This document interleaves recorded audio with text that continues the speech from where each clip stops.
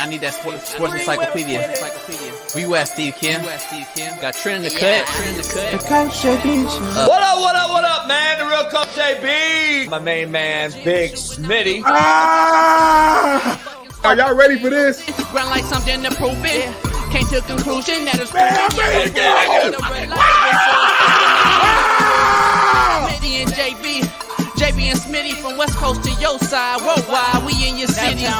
Keep it 150. We never change what's happening. Hurdle and get In any metric, Coach, you cannot have Russell Wilson. Nick gave me my first offer. Like, you got to have that store. You got to be marketable. Hockey, football, baseball, then basketball. Oh, I love this fucking show so much, man. Are you mixing light and dark at 11 a.m.? I'm elated that I can be able to coach, that I can be able to mentor these kids, and give them everything that I've learned over the last 20 years. Smitty and Jason Brown, kill the ass a rap. We what the game's been missing, we switched it and filled the gap. Smitty and Jason Brown, we killed the ass a rap. We what the game's been missing, we switched it and filled the gap. You are now tuned in to the Coach JB Show.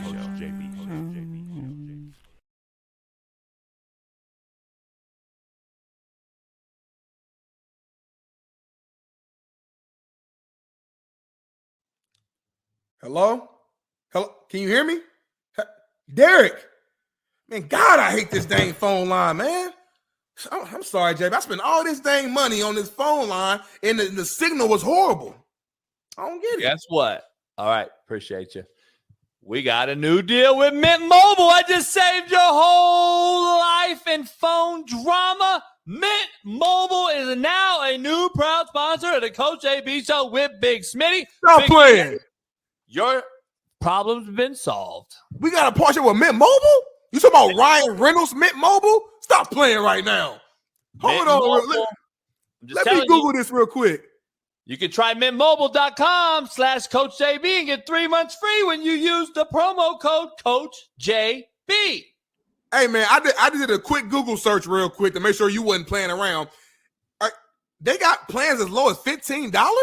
They got plans for $30, unlimited everything. Speed, coverage, data, access to 5G, unlimited talk, text, mobile hotspots. You can talk in Mexico, talk in Canada, and they're built on the nation's largest 5G network. Are you kidding me, JB? Hey, and everyone wants to know how hard it is to switch to your service. Big Wireless wants to think it's hard. They want you to think it's hard, Big Smitty, but switching to Mint is super easy thanks to digital eSIM cards, which most phones now have. You can sign up and activate immediately right on your phone from the comfort of your own home. Mint Mobile does it all. Short, fat, skinny, and tall. That's why the Coach JB Show with Big Smitty is proud new sponsor using promo code CoachJB. Try mintmobile.com. This is where it's at. We got it, Big Smitty. And hold on, JB. I just read this. Last but not least, man. Hey, y'all, don't be duped by Big Wireless right now. I'm telling you, right now, Mint Mobile is through January 1st. You will receive an additional 3 months free, 90 days, 3 months free if you purchase a 3-month plan using our link below. So, hey, I'm switching over to Mint Mobile right now, JB. I'm done with this company I'm working with. They crazy. The line it never works. The signal is out, and it costs too much money. I'm going over to Mint Mobile, JB, and y'all should do the same. Big Smitty, I'm calling you right now. JB, Mint Mobile. Mint Mobile, clear as day. I hear you clear. The new promo code, Coach JB, right here, 3 months free. Mint Mobile, try mintmobile.com/Coach JB and get you there free. 3 months off, family deals, all deals, short, fat, skinny, and tall. Mint does it all. Proud new sponsor. Much love. We'll see you later. Peace. What up, what up, what up? The real Coach JB here on this Work Boot Wednesday. It is fired up. We're fired up to do it. Strap up your hard hats, put up your work boots, strap up. We're in here. Big Matt McChesney joins us. Of course, Big Smitty is going to join us. We're going to give you the rundown. We got a lot going on. Is Ja Wick back, or Ja Morant, my bad, is he back? We're going to break that down with Big Smitty. I'm sure we'll have a debate, a healthy one. And we got a lot of other things going on, though, and I'm going to give you the rundown. And then we'll get to all the other sponsors, quote of the day, all that stuff. But pound the like button, subscribe, become a member if you're not one. At the first of the year, we're going to start a after hours for 15 minutes a day where you can straight call in, talk to any guest you want. Eric, Weddle, T. Rich, Tank, Matt, Steve, whoever we have on as a guest. But we're going to do members only, super chat only. So it's either a member only or a super chat. We're going to get rid of anyone that's non-member for the 15-minute after-hour segment. So we'll begin that after the first of the year. Let's start the show. Pound the like button. We should have 300 likes already before we even begin. Break the algorithm. Break the code. Ja Morant returns. Was it worth the wait? I'm asking all the Memphis folks. I'm sure they'll say yes. We're going to break that down, Smitty and I. We're going to get into it. Donald Trump booted from the ballot in Colorado. Can't wait to ask what Matt thinks about that, being a Coloradoan, however you say that. Our Constitution just took a hit, but the GOP and the Republican Party have backed out, and they said, we'll drop out of here if you don't put him back on the ballot. I think Donald Trump's going to appeal, get a writ of stay order, and be back in, but we'll see. I'm not even I could give a fuck less, to be honest, but at the end of the day, it is a constitutional issue. I think we're setting ourselves up for failure. We don't do too much politics, but that one was huge last night. Pittsburgh Steelers have some real issues. Not only does Deontay Johnson not block, now we got Pickens. George Pickens doesn't want to block, and he says he's scared because of what happened to Tank Dell. I don't know what's happened to our sport, ladies and gentlemen, but it has become an all-time low. And as Mike Tomlin truly lost the locker room, we're going to break that down as well. Cold pizza. Mr. DeVito, the Giants quarterback who's 3-1, had an event canceled over a quarterback fee that is being raised from $10,000 to $20,000 just to show up. In his own community? Well, guess what? His agent did that, and today or last night, he fired that weirdo-ass agent for his marketing and promotional tour agent, and he's keeping him on the field, but he is firing him from his PR stunts and other things, and he's hired a different agent. We're going to dive into that. I'm glad that he actually fired him and showed up for free to the pizza place. Support your small businesses, man. Steph Curry's three-point streak ended after 268 games, a record streak. We're going to break into that one as well. A little NBA today since Ja is on the thumb. Troy hires Irish offensive coordinator Parker as the new head coach. We're going to dive into that. We didn't get to yesterday. The Clippers figuring it out, winners of 8 in a row now. We're going to dive into that. We're also going to dive into what we couldn't get into yesterday or the day before, Sean Strickland fight in the crowd after a UFC fight, main event of Colby Covington. We're going to break that down. Plus, what we didn't get to yesterday, Anthony Edwards tells his girl that basically on Instagram, some harsh realities. We're going to dive into that one as well because everybody else is. And golf's finest event, the Masters in Georgia in April, will be rather small this year due to the upstart rival Live Golf taking their players. Tiger, Rory, are they the big enough names and enough attention to bring the PGA what they seek? We're going to dive into the Masters debacle. I'd love to get into that with Smitty because I know he's such a golf advocate. The Falcons switching QBs up like hoes switching pimps. I'm going to be honest. Heineke's back as the starter after Arthur Smith came out and said he would ride with Desmond Ridder. Well, you didn't ride with Desmond Ridder. You're back with Heineke. We're going to break that down. My boy, Coach DeBoer, named AP's Coach of the Year for the UW Huskies. I got my player Quentin Moore, who we had on the show, obviously, up there. Shout out to Coach DeBoer for AP Coach of the Year. Coach Sirianni over in Philly says it was his call to give Matt Patricia final say on the defense. Late in that game when they lost to the Seahawks on Monday Night Football, we're going to dive into the Eagles situation. Jake Paul and USA Boxing has partnered up for Paris Olympics. We've got some video on that. We're going to show you. A lot of people don't think Jake Paul's for real. We're going to dive into that. The latest transfer portal opt-out. QB, Tua's little brother, opts out of the Music City Bowl for 2024. Maryland's quarterback drops out, and he'll be the latest guy to enter the draft and not play a meaningless college football bowl game. Drew Lock says he looked for Jalen Hurts after the game to shake his hand, and he said, I guess he's sick because Jalen Hurts was a no-show. Jalen Hurts starting to become a shitbird? We're going to dive into that one a little deeper. And the Pistons losing 23 games in a row, may have been 24. Start a riot outside the arena last night. The fans are in uproar. Do they fire Monty Williams now or later? We're going to dive into that as well. But before we do any of that, let's bring our main man in. Big. Woo! It's about damn time. It's about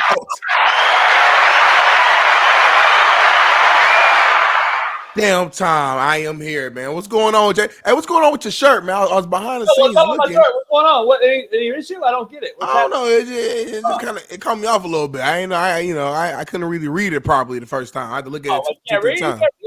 You can't read good or what? You know, in elementary school they don't teach reading no more, JB. They put a phone in front of a tablet, so I don't know. You know what happened? The serious thing. Yeah. When they took out cursive writing. When they stopped teaching cursive writing in the elementary and middle school, yep, it fucked everybody up. And then you add social media phone texting to it and autocorrect. Yep. And when you say LOL, SMH, OMG, all those things are abbreviated words, and the generation gets raised on LOL, SMH, blah, blah, blah. Guess what? They write papers like that too. Because I can firsthand tell you, and I've said this story on my show before, I've had to correct papers where they write LOL, SMH on an essay. Yeah. And because they're used to texting. So even myself, like in some emails sometimes, I'm like, oh, shoot, like I can't put that right now. You know what I'm saying? Because, texting has taken over and social media has taken over. And I ain't gonna lie to you. If I had to write a whole essay in cursive right now, I'm not confident that I could do it just because it's been so long of us actually doing it. I will say this though. Cursive is one of the things that I do kind of find useless. I'm not gonna hold you. Like looking back, there's literally no reason to do it. Old heads remember. I think they still do it. Y'all still do it. I think we're happy we did it though. Like, I want to know what you guys have. What you guys have that you're happy about? I'm not taking a shot. I'm just saying. No, I feel you. Because I look back and I'm like, I'm happy that we drank water out of hoses. Like, to me, y'all look at it like, oh, that's fucking crazy. That's dumb. I mean, I did it too. We look back at it like, damn, that's some shit nobody else is ever going to do. They'll never understand it. They don't understand. I love sliding down a metal slide in 100-degree heat and rip your whole skin off. Motherfuckers will be like, what does that mean? You just won't know. If you don't know, you don't know. Like, right. What do y'all have? Because I'm trying to figure out. Y'all have cell phone and texting, I think. I mean, social media, yeah. And listen, I know we say a lot of negative about it, but there's a lot of positive too. Like I do like I'm a creator. I've always been creative since I was a little kid, even before social media became a thing. I remember when YouTube very, very first really took off. I was like in middle school, and me and my friends would be outside playing basketball, and we made like a funny ass skit. I wish I could find it, but it's literally been 15 years. I don't know what it's called. I don't know if it's still on YouTube. We made like a little funny skit as like a fucking 14-year-old, just doing it for fun, not even knowing what YouTube would end up being. And now you look at what it is today, and it's like, damn, this is what they actually do all the time. We're just being kids having fun. So I do enjoy the internet for the creative freedom that it gives people like myself. It is obviously what comes with that is also negative. You know what I mean? But I do like the fact that in my generation, we played outside and drink out the water hose, and my mom would yell out the window, Darnell, time to come eat. All right, mom, all right then, y'all. Like I had a good balance of playing outside, but at the same time, though, I was the guy who had a MySpace account, and a guy who, when I went to school, we had a computer class where we had to learn how to type without looking and stuff like that, where it was like, okay, we got a little bit of the old school like JB, but we're also being introduced to like what's to come. That's why I feel like my generation has the perfect balance of both. That's why I always say that. Yeah, I think hard head creates soft ass, and that's what you guys are. But I got an educator in here, Dr. Mendoza, who says U.S. students' academic achievement still lags that of their peers in many other countries. Mm-hmm. He should know firsthand. He's on the front line of this stuff. Shout out to Dr. Mendoza.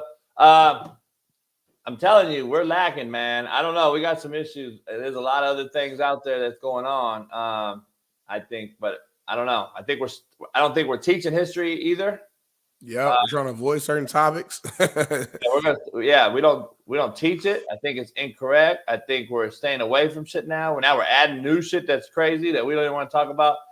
Bud Light and shit. Yeah, and then teachers are younger too. And be real, teachers are like 24 younger than me, and they don't have the patience. Older teacher. What teacher do you like? Doc's retired. He's done, right? He's been an educator, inner city. Right. He's been an inner city educator in his entire life, his whole family. Right. Right now, 2024. What 60, let's just say a 60-year-old who's been coaching, teaching, whatever, has to go teach. You're going to break a hip. You're going to get pushed over. You're going to get these kids now is hitting teachers, beating teachers, fighting teachers. You got to have young teachers. That's true. But in the same time, those young teachers can't get through to them. They want to be the buddy of the kid. So the kid's running right over their ass. Man, we're in a bad spot educationally. I'm just saying. It's either that or they don't have the patience. Because my sister, she's 16, so she always gives me a kind of input on some of her teachers, and she's like, man. And my sister, like, I'm not just saying this, like she's a good kid. She doesn't talk as much as me. She's a little bit more shy when she's at school, so she's not really like out here. But like she would tell me, hey, some of my teachers are just like they don't have patience with us. Like she'll ask a question and the teacher will get frustrated. It's like, damn, like that's literally your job to answer. You know why though? Probably because at least when we came to school, we had basic fundamental like basics. Our parents or some sort of resource at home taught us basic shit like how to spell cat. Right. Yeah. These motherfuckers 1, 2, 3. And they want to play dumb games. They want to be dumb and be condescending. They want us to be a smart ass. So now teachers are on the defensive like, man, shut up. You're all doing this for clicks and likes because motherfucker, somebody's filming it. And they're like, fuck you. Shut the hell up. So that's another part of it that no one really wants to talk about. Your sister might be one of the ones that need it. Right. Or a couple of real people in their class may need it, classmates, but then the majority is a bunch of bullshit. So yeah, like where are you at with it? It's fucked up, man. It is. But that's why this show's the realest show on planet Earth. We talk about all things. We didn't script this, by the way. We don't talk. Cindy and I don't talk. We don't like each other. We don't talk. Like we literally just work together. Like this is it. We hop on the show 5 minutes before. You don't come over to the house. You don't come over Thanksgiving. You don't come over Christmas Eve. I'm having a big Christmas Eve party. Doc, I'm having a Christmas Eve party. Come through. I know. I am confirming, y'all. I am for sure pulling up. Doc is Mexican, but he's from the hood. Doc's from the hood. He's from the project. I love Mexicans. Like those are my people. He's Italian. He's Mexican and Italian. Ooh, what's a cold combination? Yeah. That motherfucker. So and then he's from the Nickerson Gardens. Ooh. So you gotta understand something. Christmas, he's well versed. So I've had to like. I got to reevaluate the Christmas Eve party because I got a lot of Mexican homies that can't come because Christmas Eve is their Christmas. Damn, man. So I've exited. A lot of my Mexican homies are mad at me right now. Cisco in the chat, maybe he's kind of mad at me. You know, a lot of Mexican homies, man, Coach JB, you know it's our Christmas. So I'd have to have a Christmas party to get the Mexicans by themselves. So I would have the Christmas Eve for the brothers, for the Polys, for the Uso, but then on Christmas, I would have another party just for the Mexican homies. Right. Okay. That makes sense. Mexican homies. I have to start off the show with some MPS. Let's go right out the gate. Let's do it. Bailey, I got some MPS from my boy Doc and Cisco and all the Mexican homies in the chat. Can we show some MPS? Because this is classic. Lucy's in the chat. She would love this and appreciate it. We got some MPS for your ass. Fuck, fool. It's the third time she does this, homie. Look at my ropa, dog. All fucked up. Homie, I didn't even know they made starch laundry soap. Look at that shit, dog. As stiff as a fucking fierro, homie. Fuck, dog. What am I supposed to wear to work, homie? Got all my shit out here fucking stiff as a fucking board, homie. Fuck, dog. I tried to put that shit in the dryer, but she like, I'm from the country. Look at my fucking pants, homie. That shit like a fucking horse sitting sideways, big dog. Fucking hyena, homie. A horse heading sideways. Why she structured like that? Did you see those pants? Sitting sideways. Boys in the days by themselves. Nah, that's starch. That's frozen starch. I thought they were about to start walking by themselves the way it was looking. I ain't gonna hold you. I ain't next to shit like that before. That's some Mexican shit right there. And then everything he was saying, dog, was all straight. You know, that's just the way he was saying it though. Is just that's just that straight MPS cool. right there. Let's go. This show is brought to you by AQMS. Make sure if you're moving, you need anybody to move. You need to move some furniture, a couch, a car, like E-Dub did. Anybody else? Make sure you call 1-888-233-3110 and tell them I sent you. That's my direct line. It gives you the promo code to move anything you want. Side chick, side dude, whatever you want to do, you can move it right here. Discreetly. AQMS, 888-233-3110. Quote of the day, Big Smitty. Let's get you started. It is brought to you by betonline.ag. Use the promo code BELIEVE, BLEAV, and get you 50% off plus welcome bonus. NBA is in full swing. NFL playoffs are coming. We're playing Saturdays and Sundays in the NFL. We got bowl season here.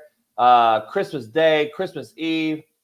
All that Mexican homies on Christmas Eve. You'll miss all the NFL games because you'll be having Christmas, but we'll have it here at my house at the Football Palooza on Christmas Eve. We got some females coming over. Quote of the day. Don't ruin a good today by thinking about a bad yesterday. A lot of you guys do that every day. You wake up like, man, fuck, yesterday was fucked up. It fucked me up today. Like, today's today, dog. It's over. You don't look in the rearview mirror. We ain't going that way. I ain't going that way. Don't be mad if I steal that quote from my clothing brand and put that on the shirt. I'm telling you that right now. Live for today. That's the brand. That's a perfect fit for our clothing brand. Get it trademarked today. All right. So yeah. Go ahead, Smitty. All right, let's go. Contrary to belief, brought to you by Prize Picks. Hard times don't create heroes, Big Smitty. It is during the hard times when the hero within us is revealed. Amen. Contrary to belief. Hard times don't create heroes. It's during the hard time when the hero pops up and shows his face, her face. Contrary to belief, your opinion doesn't change reality, dog. Your opinion doesn't change the fact that I've been right on every single thing I've ever said on this show. Contrary to belief, practice makes performance. You don't know that. You don't realize that. So you can't perform if you ain't never practiced. I don't know, because I don't really practice for this show, man. I kind of how many virgins you know starting porn? I haven't asked them. But I do know this. I stepped straight into this show. So do I. Nope. Very limited and just talk my shit. So do I. I'm just saying. I used to go McAfee show straight up. I used to go Whitlock. I go to Big for yourself. I don't practice. I didn't prep nothing. Hey, hold on. I was in sales. I was in inside sales. Hey, how you doing, man? This is Darnell Smith. Welcome to so-and-so. I was giving you a call here to see if I could, boom. 2 weeks later, I'm at Fox, social media.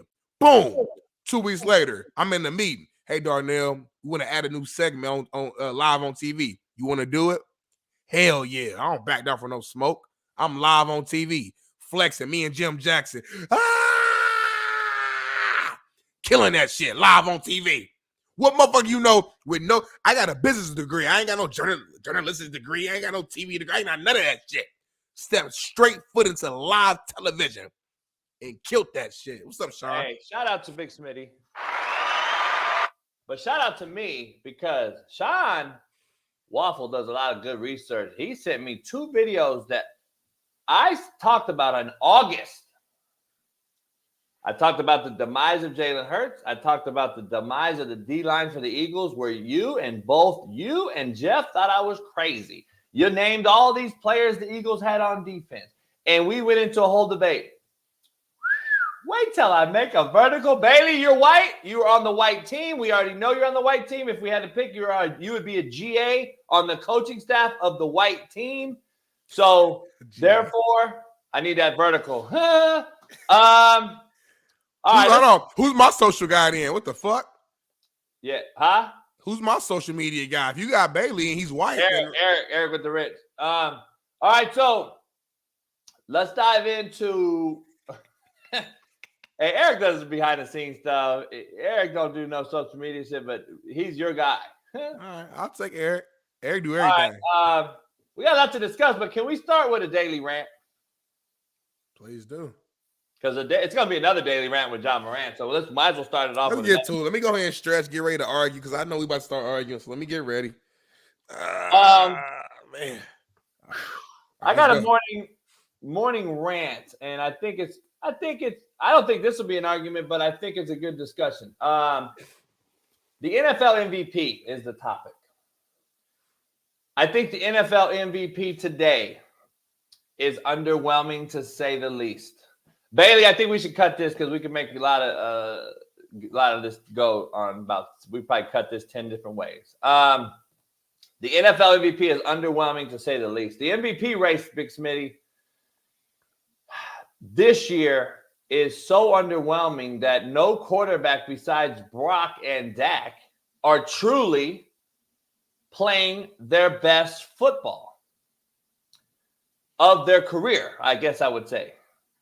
I think we can argue, besides Brock and Dak, I think those two are probably playing as good as they've ever played. Right. Brock is young booty. Dak's been in the league, 8 years now? I don't get the feel that I don't get the same feel when the best quarterbacks aren't really all playing. Number one, we've had a million injuries. Backups are playing this year. So the MVP discussion has kind of been diluted, because usually it's Aaron Rodgers and Lamar Jackson, Tom Brady, and Patrick Mahomes. This year, it's a bunch of diluted quarterback play, which has allowed CMC, Tyreek Hill, other guys to be even mentioned where they would never be mentioned. Let's just be honest. They wouldn't be mentioned in a field that had Aaron Rodgers playing and Mahomes at a high level and the Bradys and all that. When was the last time that this happened is my question. I think that Brock Purdy, who I would say is probably leading the discussion right now because by default he's a quarterback on the best team. I believe he's the 2016 version of Matt Ryan, which I would argue is not a real MVP. Matt Ryan?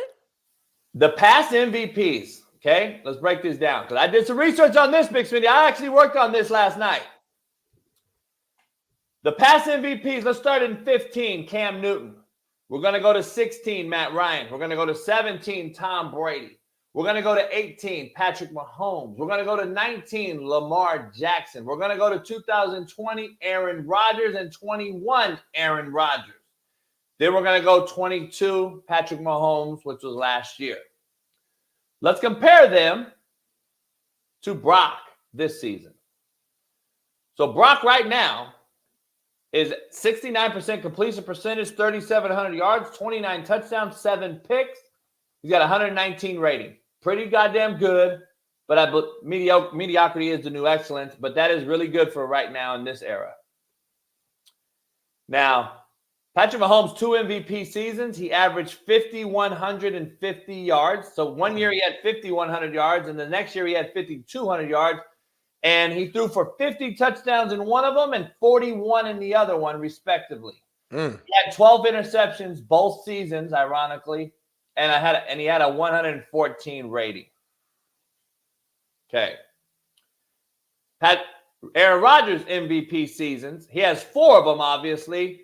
His worst year, okay, I'm just going to compare. His worst year was 4,200 yards and 37 touchdowns. That was his worst, with only 4 picks. His best year was 4,845 touchdowns with only 6 picks and a rating of 122. Matt Ryan, ironically enough, why last year when he was playing for the Colts, and I was like, or 2 years ago, whatever that was, I was like, Matt Ryan is still a great NFL quarterback in this day and age, but he struggled that year. They had a bad team, obviously, with the year Compton took over and all that. But Matt Ryan's MVP season was 5,000 yards, 38 touchdowns, only 7 picks, and 118-yard rating. I say it's worthy of an MVP, but we're going to break it down. Tom Brady, who's won 3, worst one was 48-90, 50 touchdowns, 8 picks, and 118 rating. His worst? That was his worst. Now, Cam Newton had 3,900 yards on the MVP season with 35 touchdowns, 10 picks, and he only threw 60% completion percentage. But we're not – how many did he run? What he did in the run game with his feet and touchdowns is what got him the MVP. Right. Similar to Lamar in 17 or 19, whatever year he won it. So those are kind of the guys that we're comparing Brock Purdy to. And without knowing those stats, without comparing them, just off the optic, is this really an MVP type of season? He's had a few games where he's thrown for 300, 360. He had a game 365. He's had a couple games. Listen, I think he's done well managing that. But he is a manager, to Cam Newton's point, like to my point. He's a game manager. Let's be honest. When the shit gets hard and we got to jump on his back to lead us, he's not the game changer. Let's just be honest. He's not the guy to get guys better that aren't on the field. Without CMC, without Debo, he struggled. They lost 3 games. Jalen Hurts in a 3-game losing streak right now. He's struggling. He's a game manager. I've said it before. I got receipts. So my question is on this thing, is the NFL MVP basically diluted? It's watered down. It's really, there is no real front runner. I don't really see a guy standing out because the quarterback position is so bad. And this guy's standing out above all the rest because not only A, have we had a bunch of injuries, B, backups have come in and actually looked somewhat decent, even better than decent, which is now even making it harder when you really look at the big picture. Damn.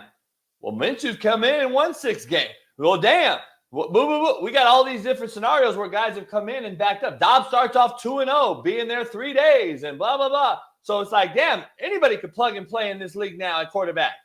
So has that diluted the fact that this guy, Purdy, is doing what he's doing, or is it making it the fact that MVPs might be watered down because we don't really have a real deal MVP in this league this year? So I don't know. That's just my deal. Give me your take on it before we dive into John Morant.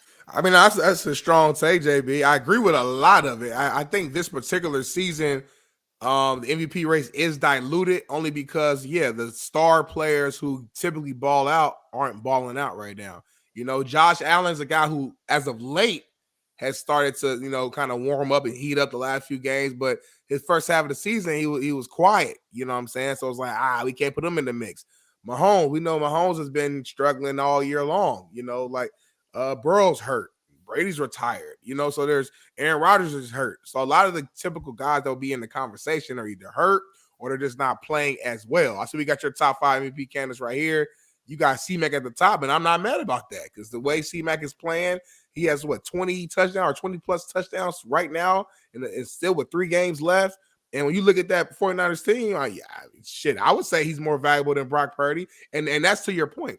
Brock Purdy will likely end up winning the MVP because he's the quarterback on the best team in the league, and he does have the stats to back it up as well. But when teams enter San Francisco and they're about to play against the 49ers, they're not like, oh, shoot, we got to really scheme up for Brock Purdy. You know what I'm saying? Like, nobody's thinking that. And it's not a diss towards him. He's a hell of a player. Like, he's a really important and good piece to that team. Very important.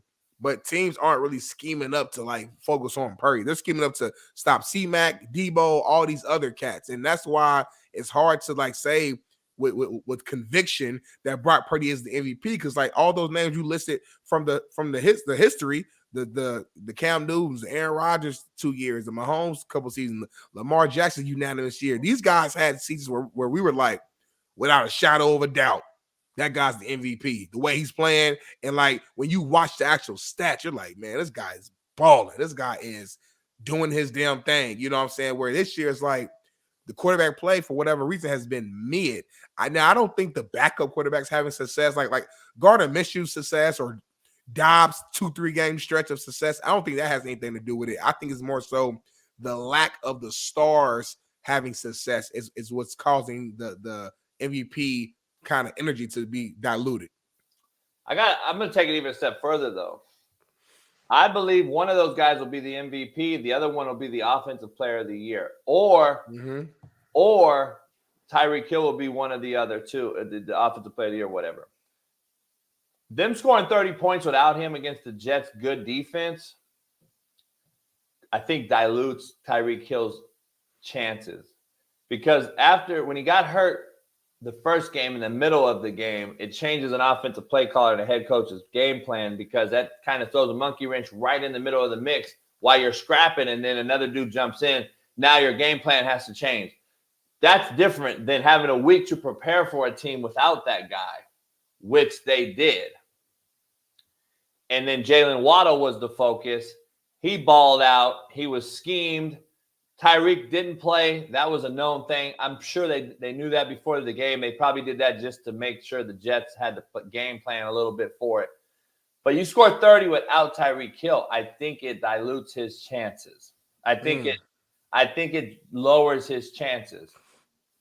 CJ missing that game and then them winning, playing 2 quarterbacks, Davis Mills and Case Keenum, dilutes his chances. So I think it kind of hurt CJ, even though CJ, in my opinion, has done some stuff that we haven't seen since Cam Newton's rookie year, throwing for multiple 300-yard games, way less picks than Cam threw, looks more efficient in the pocket, also had some weapons. You've lost 2 major weapons in Nico and Tank. He's out for another game, I'm hearing. I'm hearing CJ's out again. So I hear CJ's going to miss another game. So he's got a serious head injury. I hope he's all right.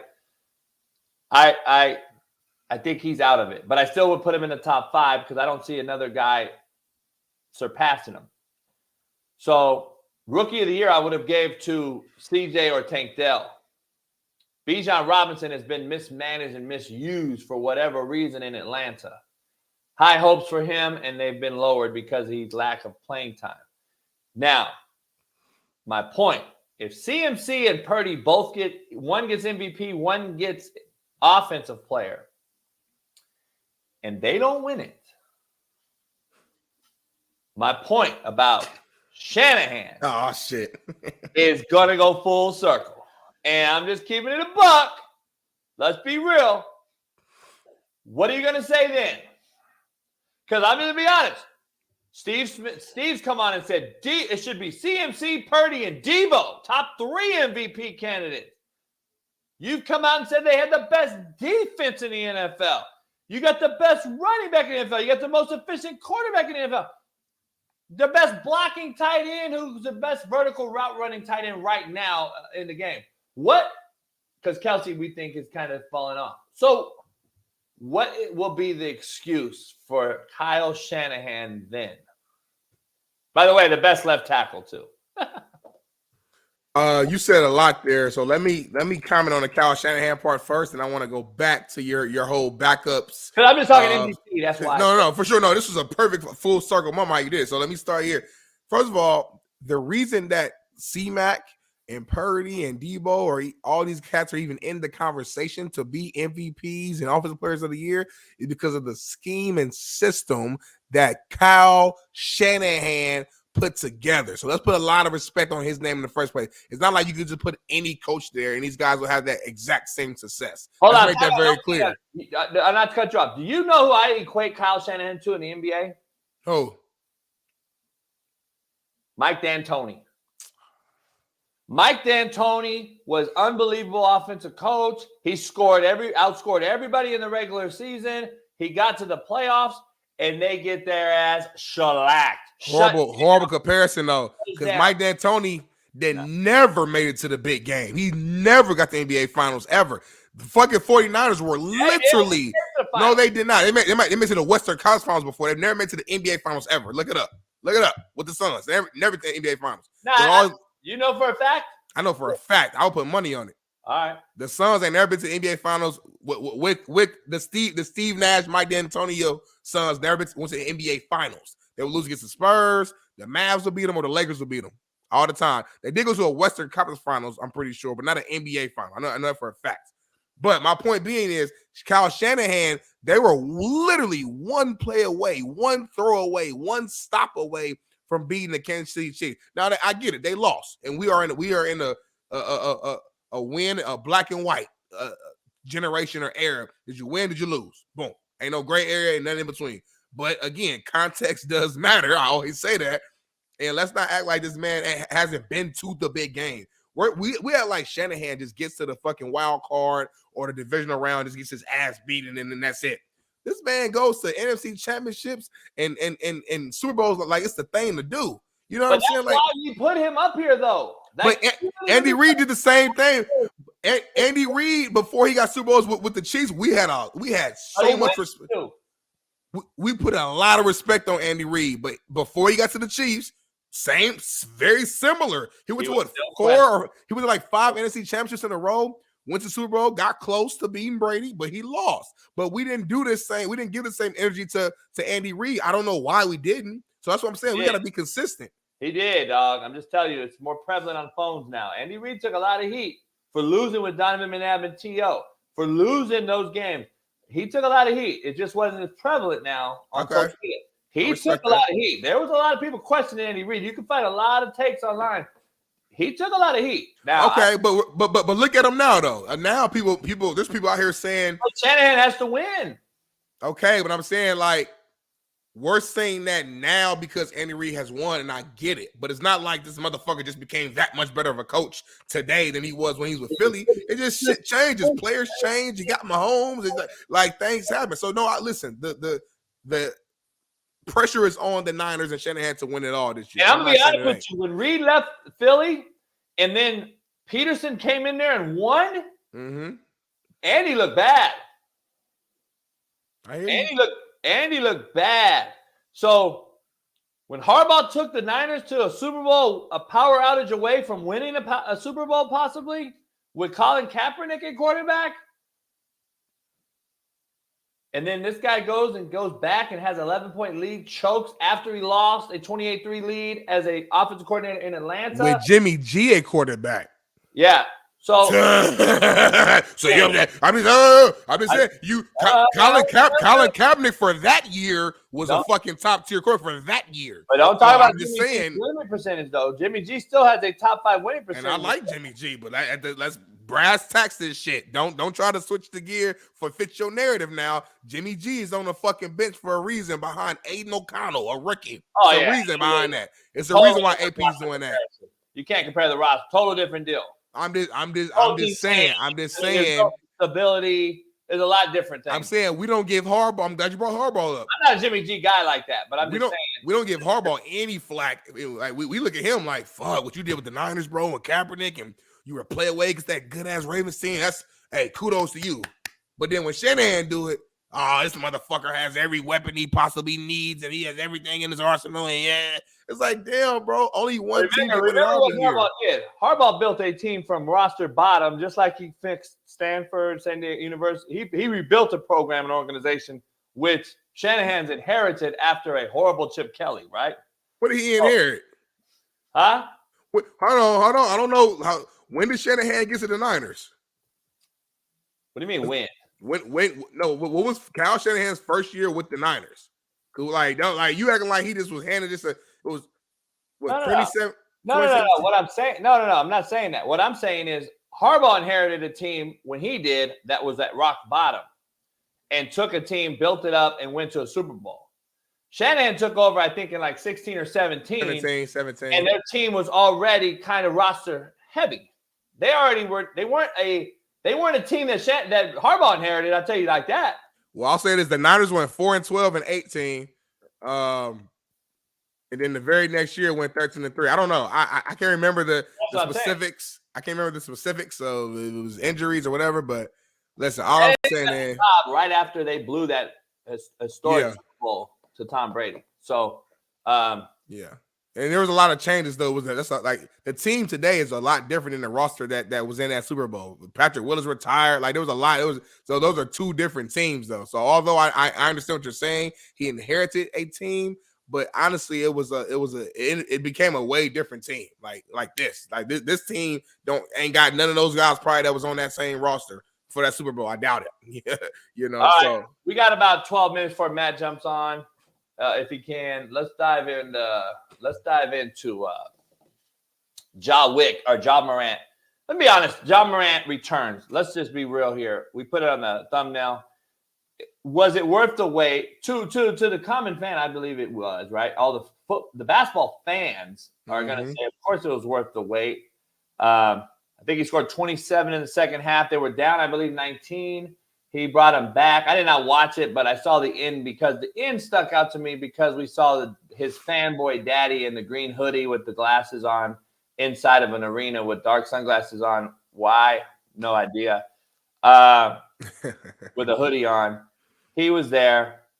To me, I got a lot of issues with it. Not of his playing. I never had an issue with his playing. I think he could be the best player in the NBA if we really want to be honest. As far as he's Allen Iverson to me with a little more giddy up. He's Allen Iverson to me with more boosties, right? Mm-hmm. He can jump out the gym. Playing is not the issue at all. I have no issue with him playing. I still don't see a different Ja Morant, dog. And this is just me keeping it funky, keeping it real, being a character personnel guy. I have not seen any contrition, any contrite. I haven't seen anything. Now, I'm not a guy to judge. I don't care. I don't mean nothing to him. He means nothing to me. He means something to a lot of the youth out here that are watching him do the dumb shit that he did do. Hopefully he learned. Hopefully he's a better person for it. I hope he is. I really hope he is. But we cannot forget what had happened and what has happened. And you say it all the time. The definition of insanity is what?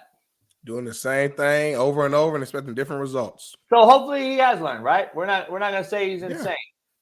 But I've heard 3 press conferences leading up to the game he played last night. And then after the game he played last night, I hear the same Ja Morant I heard when he did 2 IG pistols, lives. I didn't hear any different.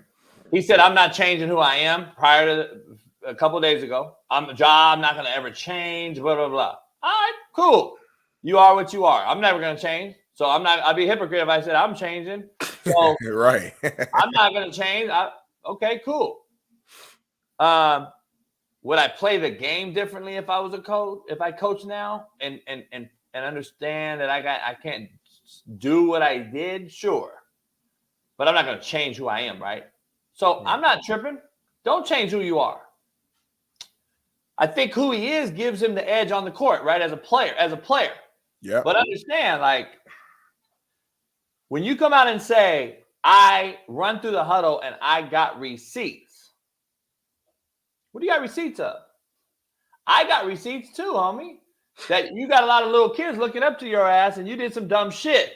Don't talk that shit like you got receipts when cats all they did was point out the dumb shit you did. Because if you didn't do the dumb shit, there would be no receipts to talk about. To me, it's all straight up young. He's young. Yep. And he has a fanboy daddy who showed his ass up again last night, and he looked like a fanboy daddy. And like I said, I'm not here to talk shit. I'm here to tell the truth. I think I love his game. I think he's a fucking dude. He's a freak. All that. Hope he learns. I hope we never hear from him doing anything dumb again. But I've been around this thing a long time, 47 years around this planet. I think I've seen this guy before. I haven't seen him change, dog. And I just, unfortunately, I didn't see a different job. Because I can see the face of a person that changes. I have seen kids change. I have seen them. And I see them in the eyes. I don't see it. And unfortunately, the way he's walking around, like everything was him. The receipts thing is really pissing me off because, dog, the receipts are only because you did some stupid shit. You purchased some stupid shit. So that's the receipts we got, too. So all he's talking about receipts are the people that talk shit about him doing dumb shit. That's what the receipts are that he's mentioning. So I just find it very, listen, we're all cocky. We're all egotistical. Sports professional athletes are the most egotistical humans in the world. Coaches are worse, in my opinion. But at the same time, come on, FA. You know and I know that. Come on, homie. Stop quitting the narrative around, homie. He ain't talking about no goddamn Halliburton. That motherfucker, get out of here with that shit. Stop protecting these shitbirds, FA. Come on, man. Keep it 100. You know what he was saying. He was talking to Stephen A., media people, us, me on the show. He was talking about us, talking that shit, that he was a gangster thug, blah, blah, blah, blah, blah. He ain't talking about no Halliburton. Halliburton just started playing this year. That's actually who he is. Come on, FA. You missing me with that shit. Don't protect the shitbird because your son will be affected by this shitbird one day. Just keep it real. So, Freddie Mac, shut your ass up. I know what the fuck he had. By the way, you couldn't call in the other day because you a bitch. And yes, you had all these excuses out. I got to work, homie. I ain't afraid of nothing. But you can watch the show. Shut your motherfucking bitch ass up. Freddie Mac's the biggest bitch in this goddamn chat. His motherfucking ass can watch the show all day, but can't call in.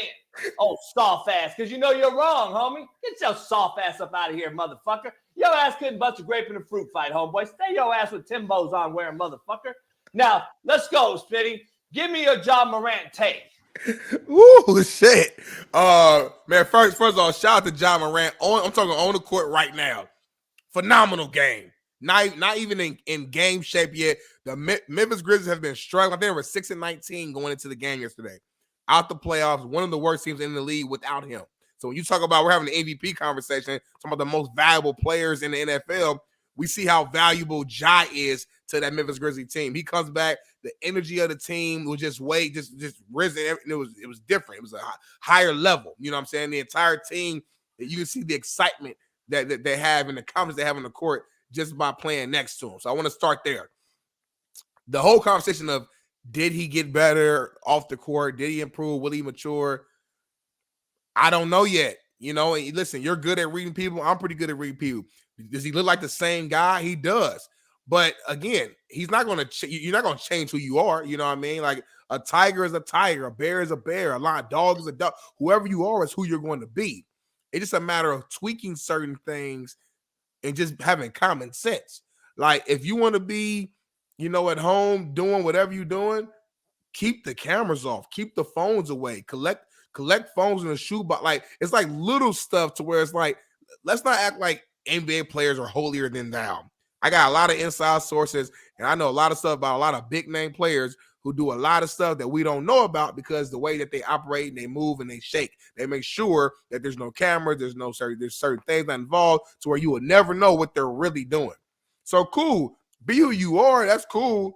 Just don't be like, from an optics standpoint, you don't need to put it on IG Live. You don't need to record it. You don't need to, you know what I mean? You don't need to put all that out because optically it's a bad look on you. If he does it again, what is your thought? If he does it again, if he does some dumbass shit again, one time, just one more time, how many chances do we get? Yeah, I mean, no sympathy at all for him, whatever they do. I'm not the punisher. I'm not the guy who says, oh, what should happen. But at the end of the day, whatever punishing act that the NBA was to serve, I would have zero sympathy because he's gotten so many chances. Now, we all know this too. At the end of the day, whether it's NBA or NFL, if you a baller, they're gonna keep giving you chances. we've seen people in the NFL have domestic violence cases. Let's be real. We talked about it on this show multiple times. And because they're so damn good, they get chance. And it's been going for years, not just the recent player. I'm talking about 90s. It goes on for years where players be involved in some crazy ass shit. But they can go in that field and sell tickets and make plays and win games. They don't get another chance. So my point is, at the end of the day, what Ja has done to this point, for the most part, other than the little fight or whatever at his basketball court, all the other stuff was mostly just immature and stupid. It wasn't like this is literally illegal to have a gun. It's not illegal to. It just was stupid. Why are you waving it? Why are you playing with like it's a toy? It's just a bad look when you're arguably someone who could be the face of the NBA. And like you said, there's a lot of kids who look up to him because of how great he is on the court. You see kids trying to put fake tattoos on and arm sleeves and dress like him, things like that. And that's always kind of an argument I have with myself of like, is it truly the athlete's role and job to be a role model to all the kids? Is that their actual job? Or is their job to go out here on this court, ball out, drop 30, win games, and whatever comes that? I don't know. Like, in a perfect world, yeah, I want all my athletes to be role models. Of course, every athlete be a role model because you have a platform. I just don't know if it's John Morant's job to raise your son, or if it's John Morant's job to raise your daughter. That's not to say he shouldn't do stupid stuff. He shouldn't do stupid stuff for his own self. First of all, be selfish in this situation. Don't do it because of you. Going against you right here, though. Talk you got to a me. daddy who's a fanboy who hasn't raised his son correctly in many people's eyes. We don't know. I'm not judging the daddy. I don't know the daddy.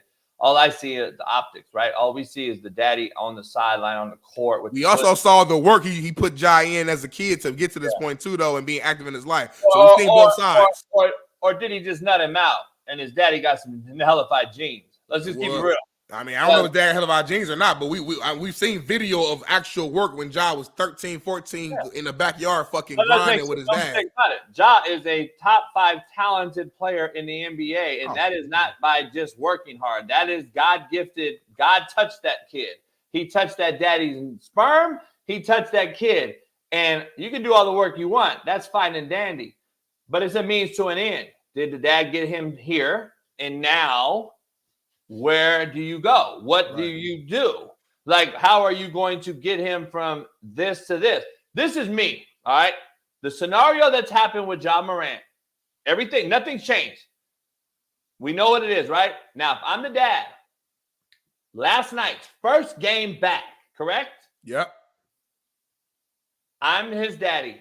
If I am there, first of all, I probably wouldn't have shown up. Number one, if I'm the daddy. Number two, if I did show up, I'm in a suit.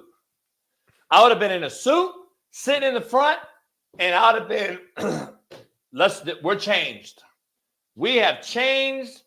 We're about our business. This dude's about to make $1 billion possibly in this world, in this life. I'm his father. That's what I'm pushing. But this motherfucker's up in a fucking Prada fucking green hoodie with fucking sunglasses on, and nothing's changed. Like, he was a number one fanboy again. Drink cup, talking shit. Come on, homie. You're the dad. Listen, be you. Do you. You're the dad. You've earned the right. You nutted him out. At least you're in his life. Yeah, You know, JB, though, like the whole suit, I hear you. Like, I guess that's optics. I hear you. Sure. Optically, in this world, we value a man putting a suit on, and we look at you as someone who I'm responsible. But JB, I see your ass, man. I've been out with you. You got Polo Club on, motherfucker. You got your tee on. Like, that ain't even you. Like, that ain't even you. But you're missing the point. I said after this scenario, I didn't say change up your whole get down. Nah, hell no. I'm saying the one night I'm going to be on TV a week is when I'm at my son's game. After all the shit that's transpired, I would have been in a suit that night to show this is a professional approach from here on out. We fucked up. We're changing our game. You kept the same optic. You're going to be judged in a judgmental world, Smitty. He's going to be judged like I'm judging right now. He's the same motherfucker. Yeah. He ain't changed. But last night I would have been like, if he was in a suit, I'd have been like, oh shit, all right. And that shit's crazy to me. Like, I hear what you're saying, but that shit is insane. I'm not saying him change. I'm saying show the people that he said he has receipts for, that he's talking shit about him, the difference. That's all I'm saying. One night, go back in your hoodie when you get in the car. Shit, I ain't tripping. But listen, or you could not do it. To your point, don't do it. I'm fine with it. All I'm saying is, if it don't change, though, we're going to look back at this night, the first night, and we're going to say, he had receipts, fanboy daddy, in the hoodie, all the bullshit we're going to say. We're going to come back to this last night. Just remember, we're going to come back to last night. I'm not saying anyone should change. I'm not changing. All I'm saying is maybe, because I've been told a million times, Smitty, you got to change, you got to shave, you got to grow your hair. You got to fucking, I ain't doing all that. But as I coached or I was on a certain staff, I had to assimilate. I guess we call it. I had to assimilate. So all I'm saying is, you want this money? You know what this means, right? This is these people money. Yeah. You better act. Now, I ain't saying act this way. I'm saying you might have to play the game like I always say. I feel that. Play the game, play the system. Hey, but listen. Hey, each life is his own, man. You got to live your own life. You I don't think Ja worry about money right now at all. At all. That may be the problem. At all. That may be the problem too. Yeah, we'll see, man. Like, listen, I don't know Ja personally, so I can't vouch for him either way. It's just a matter of, hey, we're a daily show, so we're gonna talk about shit that happens every day. Right now, today, in the current moment, on the court, I liked what I saw. I haven't saw anything online so far. He finished the game off. He won the game. Hey, clutch. He did. I never doubted his ability. Yeah, but like, that's Shaq called it one of the best comebacks ever, in his opinion, in terms of just comeback performances. You know, whether you've been out for injury or suspension, whatever it is, to come back and to be down, lead your team back, and make the game-winning shot at the buzzer. Like, you couldn't really ask for a better situation if you're John Morant. Now it's a matter of just seeing, like, okay, how do you handle this success off the court? That's really all I care about. Like, again, if you want to have a party at your house, I really don't give a fuck. That's cool. Do your thing. Just don't have your phones out. Don't like, have some stipulations. Have some type of guardrails for yourself. You got hundreds of millions of dollars. Like, just be smart. Use common sense. I wish Tank was on right now. I struggle with the daddy, man, because I just remember, like, my daddy was a straight up knucklehead, you know, drinking knife, a mechanic, greasy hand, a fucking roughneck, blue collar as it gets, and loved me unconditionally. My number one fan, but was my father first, and he was gonna check my motherfucking ass just like a homie would. Right.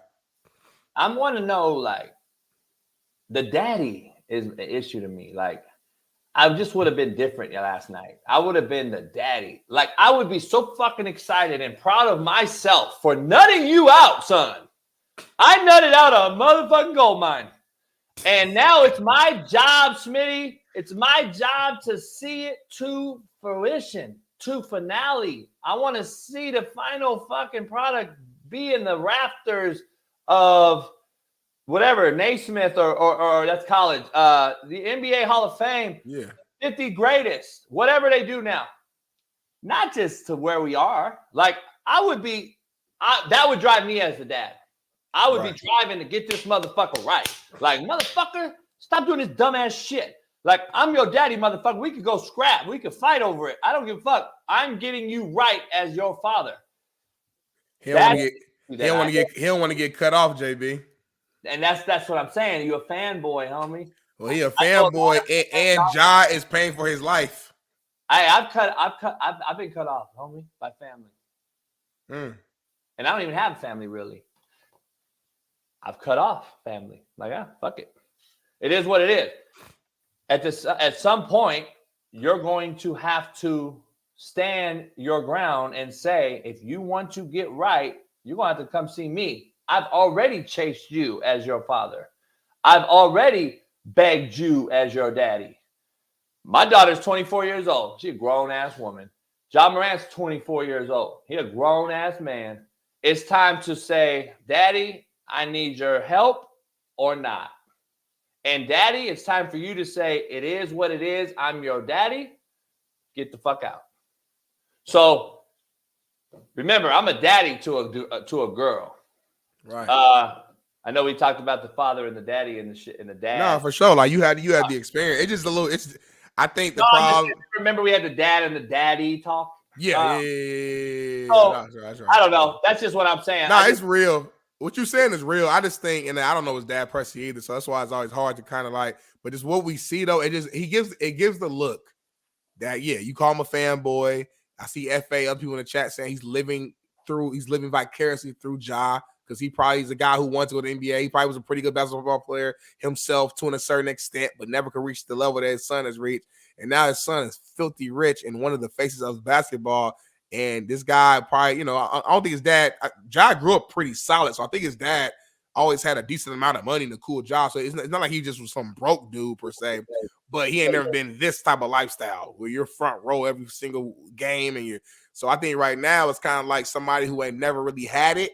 And now they got everything. And he has everything through his son. So my question is, damn, are you still being that father in terms of like stepping up to the plate and saying, hey, son, I get, hey, you doing well, you doing this good, whatever, but you got to chill out over here. Like, you got to put your damn phone down, or you got to stop moving this way. Like, I don't know. Like, we're not in those, in the homes and the conversations to know what conversations he's having with Ja. He could very well, when he leaves the court, be having some real deal conversations with him that we just don't know about. So it's hard for me to really say. I have no idea what he's doing. But from an optic standpoint, it does give off the look of like, man, this guy ain't really guiding Ja no more because Ja's the breadwinner now. Ja's the head of the household now. He's the one paying for mom and dad's house and taking care of his sister, and he's taking care of everything. So now sometimes parents get a little nervous to jump in and say certain things because they don't want to get cut off of the benefits. So I don't know, man. It's crazy. Let's move on. Donald Trump last night, Big Smitty. Oh, shit. We broke a precedent in the Constitution, I guess. He was booted from the ballot in Colorado. Hoping Matt can jump on. But Supreme Court ruled to disqualify Trump from the 2024 ballot. Now, this is like set precedent. That Vivek cat, that Hamas cat that's running, he came out and basically was like, I give him credit. He's like, I'm not scared to run against Trump. A lot of other Republicans probably don't want Trump on the ballot, so they think they can win the thing. But I want him on because it is now it's hurting the Constitution on what we wrote this country to be. Right. And now it's like, dog, I just see crazy shit after crazy shit. Like, we got issues all over the place, and we're just making more issues, in my opinion. And it's like, but I think that I think he's going to be able to run, dog. I think it's all going to happen. But I don't know. I just wanted to touch on it for everybody. Smitty and I aren't political at all. I'm the least political person but I just wanted to bring it up because I think we're it's big news. No, it's big news. Yeah, I think it's big news. I think more states are going to try to follow this because of this whole push. But I think Real has to step up. Real needs to recognize Real and say, look, we won't run in your state then. Go ahead. And they're going to change it to like a caucus run, I believe, which changes things. And then he's going to file a Supreme Court injunction. I think he'll get a stay order. I don't think they can keep him out. I don't think. But it's crazy what they're doing. And now Biden, like, how does our last two presidents are going to be impeached? How is that America? Like, I'm trying to figure out. Supposedly we're the best country in the world. We've always been number one, man. Now we've had we're the laughing stock. And realistically, I think Trump's going to end up being the president again. I'm going to be honest with you. Just because all this noise is going around him is not doing anything but making him bigger, honestly. Oh, he's already big as hell, but it just makes him bigger. Even the negative stuff, the more you see his name in your face, it just brings up the hype. It makes it supporters. They know too. It's bigger. Yeah, it makes it bigger. So, like, I don't know, man. I don't know who to trust the president, JB. I don't know what they really be doing. I voted last time. I voted a couple times in my adult life, and then I look back. I'm like, what the fuck did I even like? What happened? Like, I voted, but like, what happened? Like, what did they really do? Did I waste my time? Your vote. Let me tell you, your vote never got tall. It's crazy. I ain't never voted in my life, dog. I learned a long time when I was young. I knew this shit was a game. I was like, I ain't never running. But I do, last thing I do, just from talking to my homies, people who care a little bit more about this. And again, I am admitting that as I'm about to be 30 in a couple fucking weeks, I should care more about this because it does impact things. But the thing that I always get told is don't worry about the federal stuff as much. Maybe your vote doesn't matter as much on the large scale. But from a local standpoint, the city officials, the mayor, the governor, the all that local stuff, from what I'm being told, your vote truly does matter, and that directly impacts you, your mayor, your governor. Those are more like direct things that literally affect you where you're living at, certain laws, certain rules, things like that. So I do still think it is important. Obviously, feel free to have your own opinion. I'm not saying don't vote. I'm just saying sometimes I get discouraged on. It's like, fuck, man, like you do all this time to vote for a president, do all this, and then they go out there and they fucking lay an egg, for lack of better terminology. You know what I'm saying? We got a guy in California that's trying to get on the president ballot. We already know the deal, and he's just killing the state. Like, he's absolutely the worst. He might be the worst of all of them. I mean, he's putting bill after bill in place. Like, it's crazy. It's crazy right now. I don't know, man. We got a lot of crazy plays, but I know there's got to be a better pick than two 75-year-old blue hair. That's all we have to select from 400 million people in this country is two fucking old ass 75-year-old. Like, I know the biggest Trump supporters in America. I talk to them all the time. Big time celebrities that are Trump's guys. Pat, Urlacher, everybody. And they all agree, dog. Like, we gotta get younger. We love Trump. We love everything. We gotta get younger. Like, we're too old, bruh. Like, this shitbird Zelensky or whatever his name is in Ukraine, like, he's still like, he's 40 though, or something. Like, but you can sense, like, he's young, he's active, he doesn't fall and sleep. Like, come on, man, we look like a joke. Get a guy that's competent up there that can at least fucking speak and fucking understand something and stand up there and be like, y'all want to talk some shit? Let's do something. We still America. Like, we still got these ships and this flight, these airplanes, and we're still that's my thing. Like, listen, I'm not a politician. I don't be knowing what's right or wrong and what's the right decision. If I was president, I'd be fucking up too. So that's why I don't be judging. It's not like there's a lot of times there's no clear cut. This is the right thing to do because we all got different opinions and there's pros and cons, everything. That's why I don't even judge presidents a lot of times because it's hard to really make decisions. But I want somebody who, and I compare it to sports. I need somebody to stand on that podium that can fucking get me inspired and motivated and feel like, you know what? We got a chance. We don't no matter what. Seen this dude Biden. I've never even seen him talk, homie, in this whole time he's been in tenure. I have yet to really see a speech from the motherfucker. I don't. And like, have you noticed that? I have noticed it. They're protecting him because he's talking.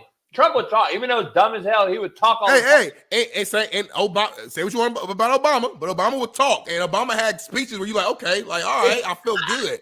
I equate the president of the United States as the pilot on the airplane. It's the face. Yeah, it's the face. It's not the face. It's the head coach, I feel like it's the voice.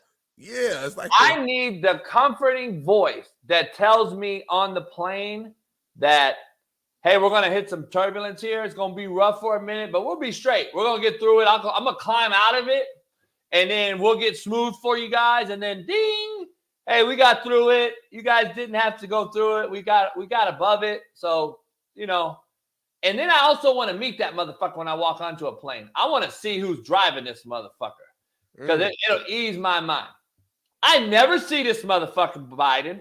I never hear his voice talk about any fucking thing that's like, you know what? We're not going to go to World War III. We're not going to have a nuclear war with Russia. We're not going to do this. I ain't never heard this motherfucker ease the American people's mindset. At least Trump, Biden, Bush, Reagan, the motherfucker, we're not going to stand for this shit. Just know we're on top of it.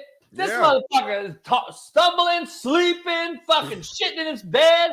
Falling off bikes and shit. It's like, whoa. Like, he on a nude beach. He's whispering in little girls' ears and shit.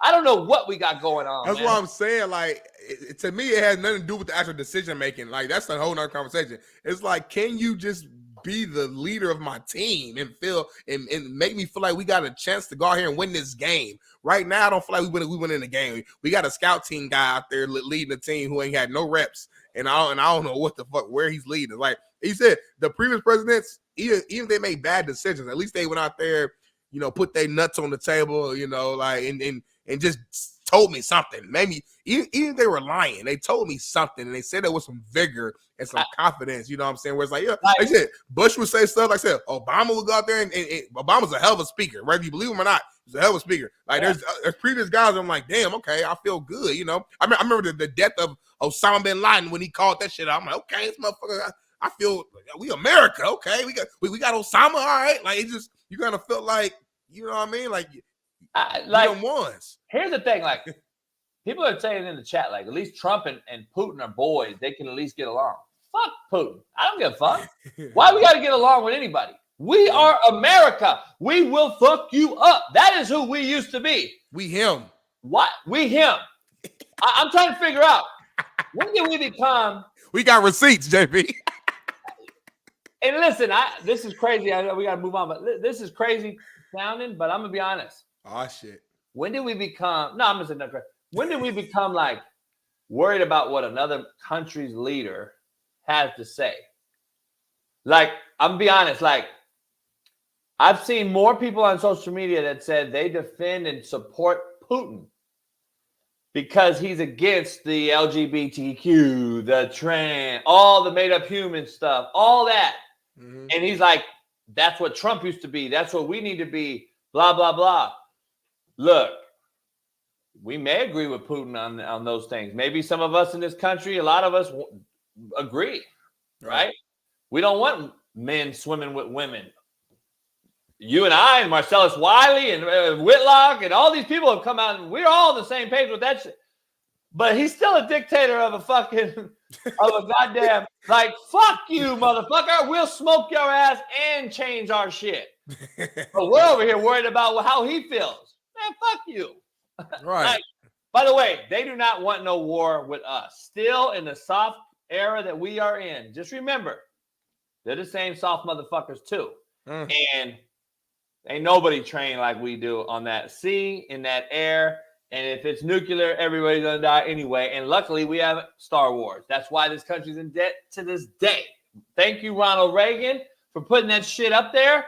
So guess what? You can say China and Russia and all that shit they know about Star Wars and all that. My brother's a fighter pilot, dog. They don't know shit about Star Wars. As soon as they launch some shit, whoop, we blow that shit right out.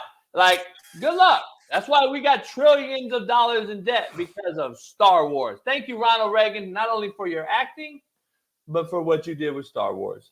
Anyway, let's move on. Pittsburgh Steelers have some real issues, Big Smitty. I love the transition. Pittsburgh Steelers have some real issues. George Pickens says he didn't want to get in an injury when talking about why he didn't block for longer on the play. I was just trying to prevent the Tank Dell situation. The same thing that happened to him, I ain't want an injury. I'd have cut his ass that day. I'd have cut him that day. Now, TJ Watt comes out yesterday and now has since deleted a tweet, but he said that these cats aren't practicing. We're not practicing at all. This is becoming a mockery. and we believe that we may have lost the locker room. And then it's been deleted. We were going to bring it up, and we couldn't find it. It was deleted today. So Damn, for I real? saw it last night. I sent it to Bailey. Has Tomlin lost the locker room? And guys like TJ Watt, who are out there grinding, looking over and seeing the Deontay Johnson and the George Pickens, who I've told you are the biggest shitbirds, the receiver group, the receiving window. Weddle's told you. Everybody told you. These are the most biggest prima donna shitbird position of any football field team in a locker room, organization, roster. That's who it is. They're shitbirds.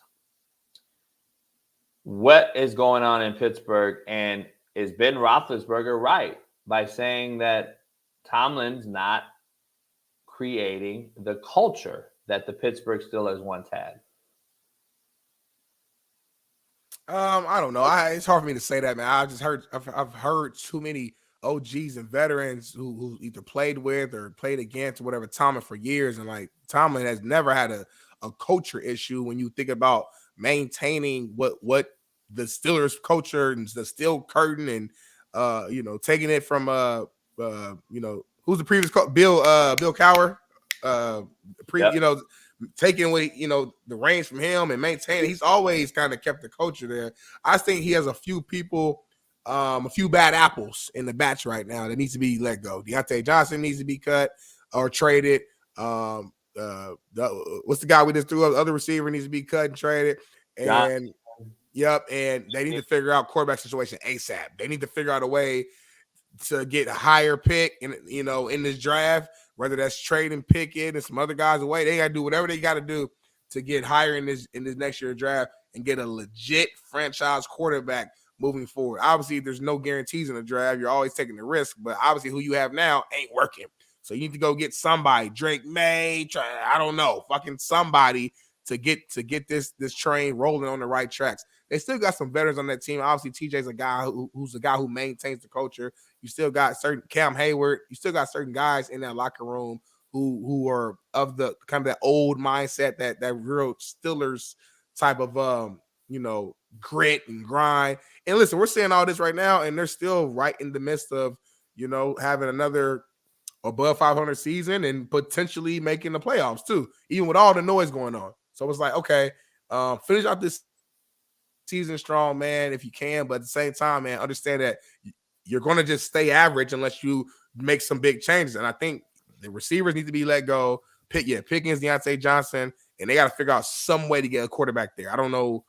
I don't know if Kirk Cousins is going to be available next year. I don't know, but just figure out a way to get somebody in there that can get it back to that true winning. I would love to see Kirk Cousins at Pittsburgh. I think that would be an amazing fit, honestly.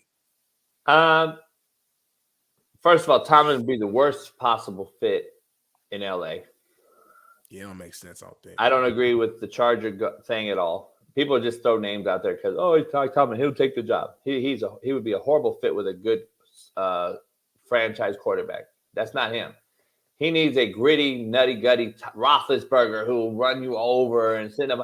He's not a guy to take over a finesse roster, and he's not an LA guy. Mm-hmm. He doesn't want anything to do with LA. He is a blue-collar, needs to be in that middle, upper northeast region. So he either leaves. I could easily see Mike Tomlin leaving and being done with football. Seriously. I could honestly see him leave and not coach again because I don't see him shopping jobs. I think he has too much integrity to just be the guy that's a fired every 3-year guy and has to try to rebuild a new organization and goes from the Cardinals to the Bucks to the fucking Colts. He ain't gonna do that, in my opinion. I think he has too much integrity. I think he would just say, you know what? I've had a run. I'm one of one. I got one of these. 2 of them, right? Shit. Did he win 2 or did he go to 2? I don't know, but he's been to 2 at least. I don't know, dog. I would think he'd leave. I say he walks in the sunset before he shops jobs and goes all over the place. So could you see him coaching in college or not? No. Yeah, I feel like Tom is still he's still pretty young though. It's hard to see him like. Yeah, so he looked young. I think he's like 56. I mean, that's young in coaching though. I mean, fucking Andy Reid and fucking how old is Pete Carroll out there chewing that gum? 80 years old, boy. Like 51. That's your age. That's what I'm saying. He's still young, man. That's why I don't think he will retire. Yeah, your age, motherfucker. You what? You 47, motherfucker. Your age. That's your window. So you're 4 years on me. Y'all was at high school at the same time. You was a freshman, you was a senior. What do you mean? Y'all was on the same team. I can't even say nothing to that. Exactly. I think he was he already graduated. I ate Mal your ass. Couldn't have a comeback. I don't know. Do we have the Pickens play? Do we have the Pickens play that he was? I mean, that's just bitch made. Let's just be honest. That's bitch made. That ain't. Then he jumps over a guy like a bitch. Like that's bitch made, homie. I'm sorry. This game was meant to. You play for your brother. You play for your team. Come on, homie. Get him out. Get him out. That shit to me is a disgrace for the game. Let me be devil's advocate real quick. Not on the first play in the red zone, but like that last play, for example. Like you've been a coach for a long time. I'm sure you watch tape and whatever, and there's certain plays where this receiver will have zero impact on this play. Maybe it's an outside toss to the opposite side, receivers on the backside. Yeah, he's supposed to technically by the book. You want him to go out there and give, block and give big effort. But like realistically, this guy has zero, I guess, effect on his actual play. Is that something? Is it for you as a coach? Is it more so just teaching and practicing good habits, regardless of the play itself, or like how are you coaching that up? I guess is my question. Well, I don't. Now this play, the first play, he actually impacts this play. He could have blocked it, and it would have. He affects every play. He affects every play that I've seen him walk right here. That's Deontay. So keep going. This is another play, right? This play right here is fully affected. All right, like this play right here. Fully affected right here. Let's see. So when that is the effort, then I don't got to play him, and now I'm another hat to the box that I can't block. That's an issue. That is a full-on issue. Now, what you do is you tell your guys that we knew weren't physical, but we're going to run them off every single snap. You're going to go full speed, and you're going to man run him off. You're going to run him off because it's going to take a guy out of there. We don't want to – I don't need you to sit there and stock block a guy. That's not – so I would use my guy's strengths and not weaknesses. So I'm going to run him off. And that's what you're going to do every time in the run game then. You don't want to block and you don't want to get in the mix. And I know you can't block. And I need you because you're my most explosive guy. Run them off every play. So we'll fake it. That's why I rotated wideouts too. But we're going to run you off. Right there, he could have easily ran a fade in the red zone. Yeah. He could have easily ran a fade right there. And now the corner is always peeking. He's going to get another one into the run box fit. We can't block him. Now we can't even fake run play action because your bitch ass is jogging every play. So it directly affects the game. So, and not only that, it's just a bad look, right? It's a bad look. So it's zero effort. All the rest of the team has to be looking at you like, what? And then if you're allowing him to go back out there, now the rest of the team thinks they could do it too. Dog, we're a see and do organism. Like, that's what we are. We're a single-cell organism that sees something and we'll do it. We'll follow. We're quick to follow someone else before leading someone else. We're more apt to follow somebody than to lead somebody. That's just nature. That's why cream rises to the top, everything else sinks, and there's why there's leaders and CEOs, and then that's why there are subordinates and Indians, and then there's chiefs and captains. There's very few chiefs and captains. And there's a reason for that. We follow more than we lead. And everyone else is going to start doing it. That's why we have the TJ Watt tweet. That's why the Steelers may have lost the locker room. That is why, because the league is getting younger. Contrary to belief, the league is getting younger. And younger cats that are coming up have gone through what? Transfer for high schools. Yep. Transfer portal. NIL. I. Give me. I deserve this. I want that. Even though I haven't done this. Even though I haven't earned this. Now you put him in the NFL, homie. Bingo, says his name, Mo. That's what you got. Cold pizza, Big Smitty. Danny DeVito.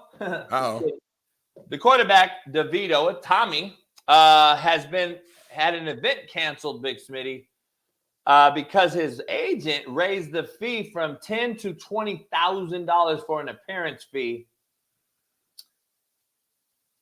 I was pissed yesterday when I wrote this up on the rundown. I was like, you're talking all this gabagool, Italian, and then you don't show up, and you allowed your Italian gabagool agent to raise the fee, and then you don't show up.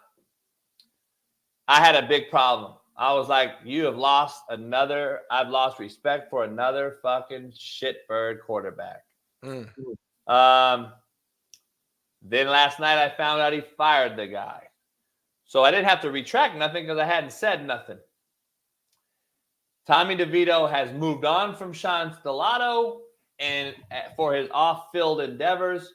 And so he went to the pizza place and had some pizza for free. So wrap it up for Tommy DeVito. Give it up for him. That's what I want to see. Because, dog, $20K for a fucking guy that don't know if you're going to be in the league next year, pump your brakes. Right. You're an Italian dude. You got a fake-ass gabagool agent. Come on. Pump your brakes. Chill out. Go do you. You're talking about you live with your parents still. So, like, you're supposedly one of us, homie. Go out there and be one of us. Don't talk that talk and not walk the walk. That's all. The agent is trying to get money for himself because obviously your agent gets 10% or for whatever you negotiated with him of every single appearance. So Solano is going to be his on-the-field agent. Yeah, I think they're lifelong family friends or something. He's going to be the on-the-field agent, but off the field doing PR, publicist work, getting him gigs. Yeah. Will be Max Lepselter, and shout out to Max, man. I've talked to his sister Sydney, who works on his same agency, about other events I've had in the past and trying to get some of their athletes at our events, man. So I'm familiar with Max a little bit and the management company. So I think that was a good move for the young fella. All right, Steph Curry. He had his 3-point streak broken. Yeah, he did. You looking at anything into this? Not 1 3 in a game where he seems like he wakes up, he's going to get a 3 in a game. Yeah, that's why he had 268 straight games. But at some point, yeah, you have a really off night. I think because last night he went off again. So he had a bad game. He came back last night and Steph went crazy, made, pretty much closed the game out, won in overtime. Against a really good Boston Celtics team, looked really good. So he bounced back, right? On the road. Yeah, on the road. So he bounced back. But yeah, after 268 games, you're liable to slip up once. I think the next closest person now, the guy who's leading the streak now, is Dame Dollar, and he has like 130 some, 140 some straight games of making the 3. So we'll see how far Dame can take it. But yeah, man, that was impressive. I hate to see streaks like that end. Like, for me as a fan, I want him to just go forever. But I know it's not realistic. Shit happens. You know what I'm saying? Reggie Miller was talking last night. I think he said something like, I was happy when I had 68 straight games or something like that. So it's just the game has changed so much to where everybody shoots threes now. And it's because of the Steph Curry and the Warriors have literally changed the game. So, hey, he'll start a new streak, starting yesterday. So he'll start a new one. Yeah. No doubt. I want to transition real quick because college football world has hired Troy University. So a lot of people don't know about Troy. Troy had a run there for a while. They were putting out some big-time defensive ends. They were putting out some talent.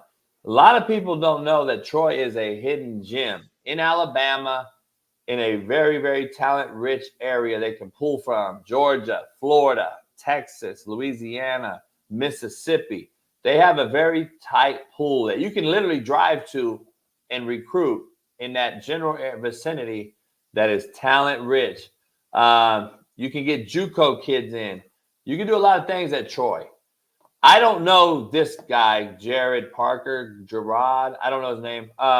So Coach Parker, I'm going to call him. I don't know him. I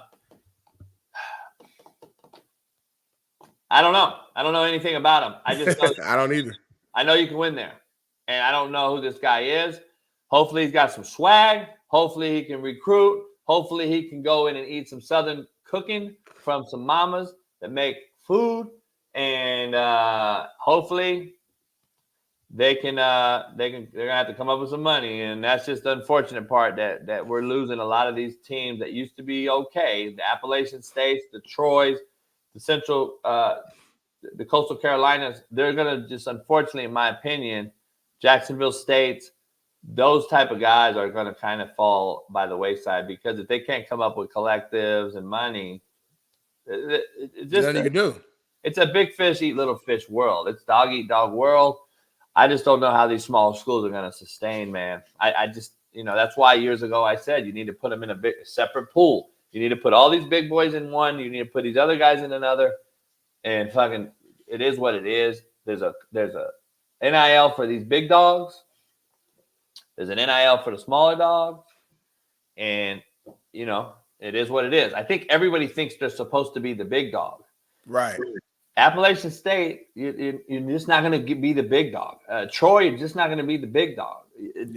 I don't understand, but everyone thinks that is the case. But you got have some common sense as a kid, as a player. Like I went to Ball State, like I was super excited and blessed. I'm full ride, you know what I'm saying? So I'm excited, but at the same time, like I know I'm not at Bama. I know I'm not at Ohio State. So these young cats gotta have some common sense. You're at Troy, good school. I'm not dissing them, but there are levels when it comes to NIL dollars and what these collectives and schools can bring to you. Like, so I don't know. I would hope that they would have some level of common sense when you're going to these schools, you know what I'm saying? And I think these smaller schools are going to have to kind of go to the old school, and I think they actually have opportunity to recruit a lot of these high school cats though, because the fact that I don't know if a lot of the high school cats are truly getting recruited now because of the standpoint of the portal and everybody that's recruiting in the portal. I feel like that leaves a door open for the Troys and these smaller schools to still be the old school recruiter and get some of these 3-star guys who's kind of like in that middle of the pack. They could be NFL. If they're coached right, they could be average. I think they can steal a lot of those cats and get them for, at least 2 years, you know what I'm saying, right? 2 years, I say the guys ball out, they might want to transfer after that to a bigger school. But I do think there's an opening there that can allow these smaller schools to still have some level of, success, in my opinion. Yeah. Transitioning back to the NBA real quick. The JV team here in LA are the Clippers. They've always been the JV, never been to an NBA Finals. One NBA Western Conference Finals. They're just not. They are who they are. Winners of 8 in a row. And you was talking shit earlier in the year when James first got there, and they were on a loser streak. So I mean, what you saying now? A lot of people wrote them off early. A lot of people wrote them off. Where are you at with the Clippers? Are they still who we think they are? I still think that's who they are. I mean, hold on, like define that though. Like, who are they? When you say that, who are they? They're just a middle of the road team that has a lot of talent that can win here and there, beat anybody on any given night, but then they'll get in their own way. They'll Benoit Benjamin at the end of the day. They'll meaning that someone will get hurt, somebody will be injured, somebody will load manage, somebody will do something, somebody will ask for a trade. Something's going to happen. That's just what the Clippers are. That's what they do. They're the JV team. I mean, if you want to define them, that's what they are. They're JV team. The Lakers, to be honest, by all accounts, to a Laker organization, is down. Let's be honest. They're down.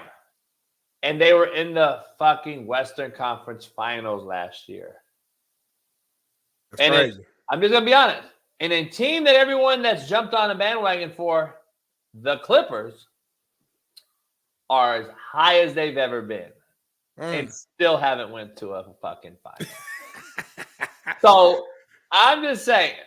I'm just throwing that out there. So the Clippers at their highest highs still don't reach the floor of the Lakers. Golly, that's a bar right there. I mean, and you can say they beat the Lakers in the regular season 2011 times. Who gives a fuck? They ain't beat them in the playoff. They got beat in the bubble. They got beat. They ain't been in the play. They ain't getting to the final. I'm just saying. But the Lakers, by dropping that in-season tournament championship banner, gave me cringe vibes. I was like, oh, Kobe, dear Kobe, where you at? Save us. What are we doing? Mediocrity is a new excellence. Everyone gets a trophy. We need to give everyone a trophy to appease the fucking people out there. Oh, my goodness, dog. I'm so fucking tired of it. Is what it is. Moving on, Big Smitty. I got to ask you before we take a commercial break. I got to ask you. The Colby Covington fight got beat by Edwards. You know, he went. The Colby guy's a trumper. He went against LeBron. He talked shit about Edwards' daddy. I lost some respect because he talked shit about the daddy and then bitched out in the fight. He really didn't throw hands. He really didn't want nothing to do with it. It almost seemed like a gimmick. I don't know. I don't trust any of these people anymore. I don't trust nothing. I'm gonna be honest with you. But the big fight was a cat named Sean Strickland who jumps in the crowd and fights another fighter. Yeah. You kind of watch this stuff, and I guess who's he fighting here? I forgot the cat's name, man. Somebody on the check is going to have to help me out here, but Sean Strickland's crazy. Hector follows this. Hector said it's a big joke.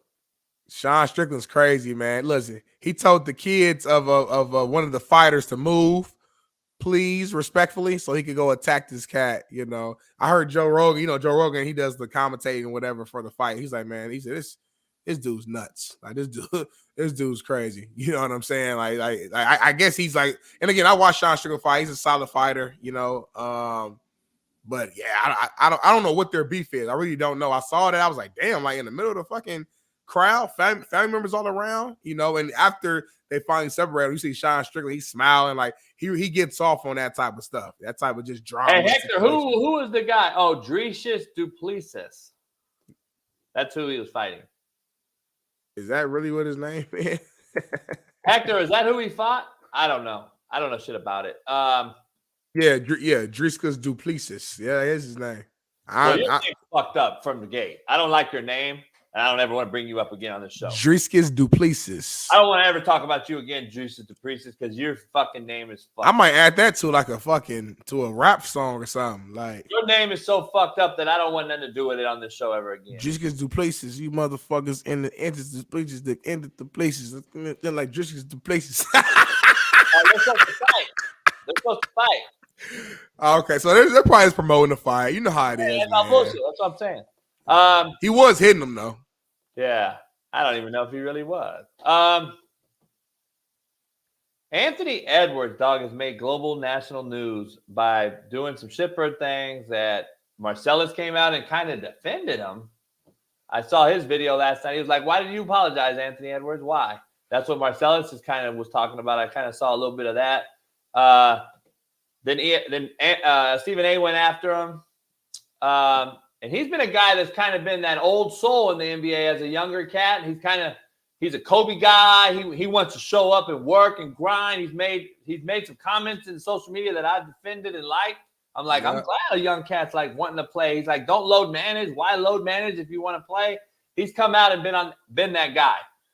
I don't know if you've seen the IG live that he did. But do we have the video below? Can we play it? Local bitches. I'm out of town. I'm imported. Right. This got imported. I come first. I'm saying, so I can't talk to my hoe. Talk to your hoe. By all means, talk to your hoe. Just has a fat. You're blinded by just the fat ass. Look at the shape of it. Look at how she's looking with it. Does she have a pretty face? Yes. That is. She fine and fuck. Exactly. Her face fine and fuck right, and she got a fat ass. Fine and. So hold on, why hold on, time out.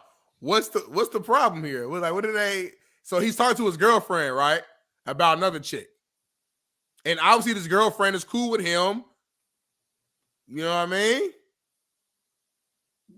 No. You don't know the whole thing? I don't. So break it down to me right here live on the show. One of them's Prego. Which one? I don't know. See, that's the key. That's very important. One of them's Prego, and there's text messages out there that he's like, not all babies deserve to be born. You need to get an abortion. She came out and was like, I already had an abortion 2 years ago. And he was like, what? With who? Homie, it's a whole drama thing. Like, the broad already had an abortion. She don't want to get another one. He didn't know she had an abortion prior to him from another motherfucker. So now he's on text, and she screenshotted it, of course, clout. And apparently both broads are pregnant. At the same damn time? By him. Ooh. And he trying to get, man. Hey. He's talking to one about abort. Damn. Is it black people shit or white people shit? It's athlete people shit. But I'll take this on black people shit. I'll take this on our side specifically because I'm not for sure. I mean, do white people do this? Like, do rich white people do this? No. I don't know. So there's a guy out there named Jerry Jones. I'm just saying, because rich white people, like, do y'all have y'all babies? No, this motherfucker paying off motherfucker left and right. He got daughters out of wedlock and fucking all kinds of shit. Kraft, your boy in Indy. There's a lot of motherfuckers out there with money that do this shit. I think it gets thrown under the rug, homie. So I don't know if it's all. I don't think it's black people shit. I think it's rich people shit. Rich people shit. Yeah, RPS. Rich people shit. I think it's rich people shit, dog. Broke people can't afford to even do that. They be trying. They want to. They want to get to. They can't even afford.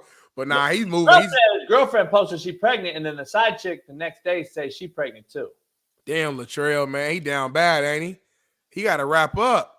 You know what I mean? He got to wrap up. I think who came out? A famous rapper, I think Boosie or somebody came out and said it makes 0 sense for these generational wealthy athletes and rappers and entertainers and people to walk around and not be strapped up. Yeah, he's crazy. And just giving away money. Yeah. It makes no sense. That's how you gotta look at it. Your sperm is millions. I gotta ask you though. It's gold. Like, seriously, through life experiences, this is hands-on based life we live. It's not on a degree. It's not based on a diploma. It's hands-on. I'll learn more in the street in the hood than I ever learned in a fucking classroom. I got 2 master's degrees, a bachelor's degree, an AA degree. All I know is this. AA degree. Through experience.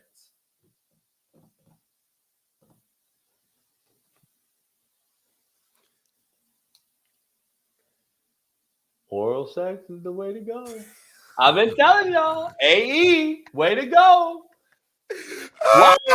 Why, homie? Let me ask you something. So you gotta bust up in somebody? How about open your mouth, girl? Shit. I'm busting something. Why the fuck I gotta bust in the thing that's gonna cost me money? Because that thing be feeling so good, JB. Like, I get what you're saying. I know a thing that feels better. Called anal. Shit. I don't know that tweet is over. And if you ain't never fucking her, then you don't know. Don't even talk to me because I've had some of the best wet, and I've had. I'm about to say some good meow though, some good meow. Yeah, but I'm just telling you, it ain't nothing like that. It ain't nothing like that ass. It ain't nothing like that ass. Yeah. See that ass, you gotta buy lube. You gotta make it like that. The cat just do it. The cat just do that. The cat is meow. Guess what? You can do whatever you want in there. The cat just meow, meow. Yeah, and then guess what?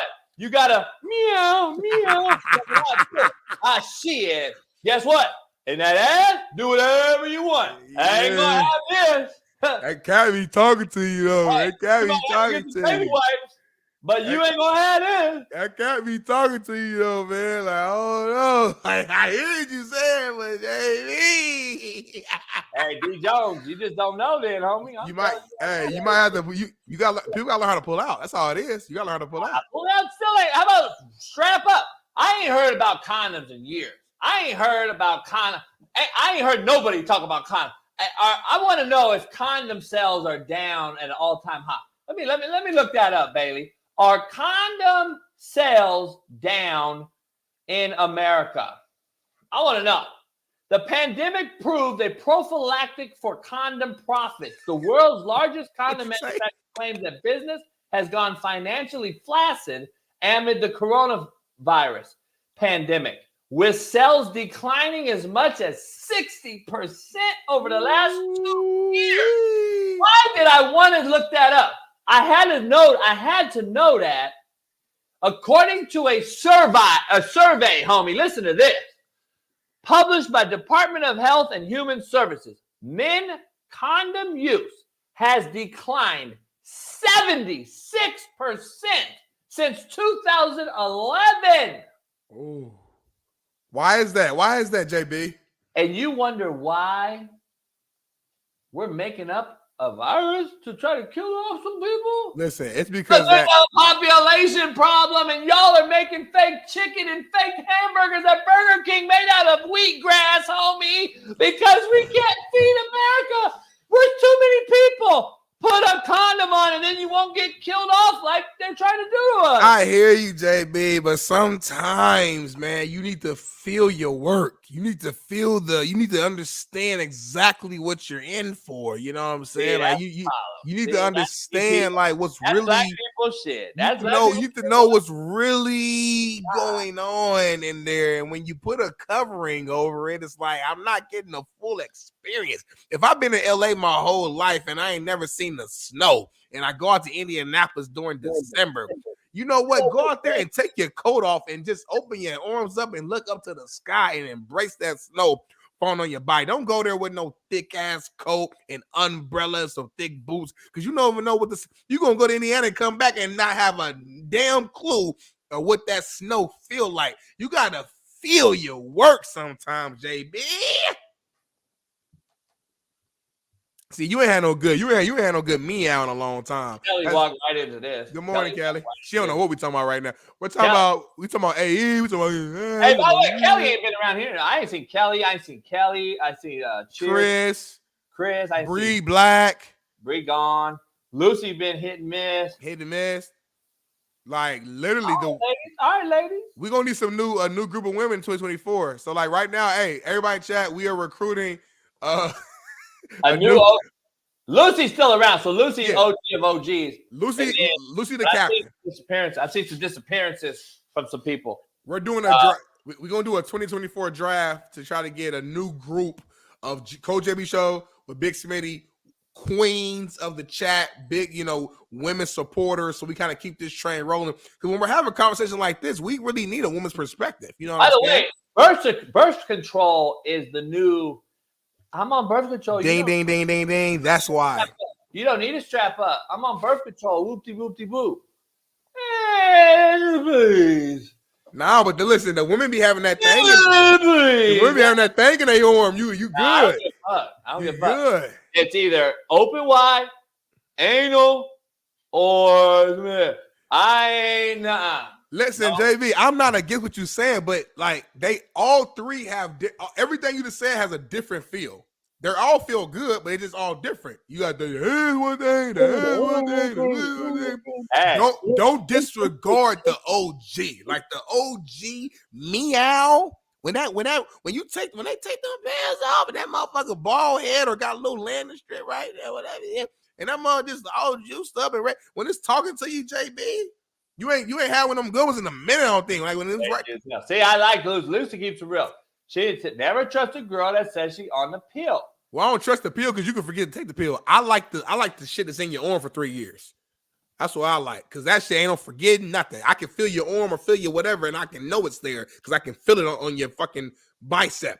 The whole situation with the the pill, I don't really know what it is. And the reason, JB, why I'm trying to tell you, sometimes you still got to stick to the OG original, just meow, because in situations like this, I don't know if you saw this viral video of this young lady.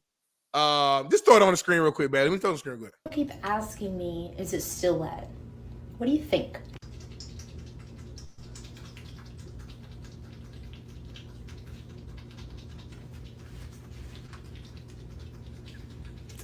Take it off the screen, baby. Take it off the screen, baby.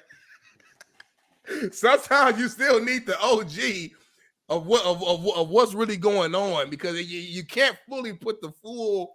Everything don't really always do what that can do. Is what I'm trying to say. So we're not really tripping on the clap, gonorrhea, chlamydia, herpes. We're not tripping no more, huh? You get herpes from the head. You can get, what you talking about? You can get this. You can.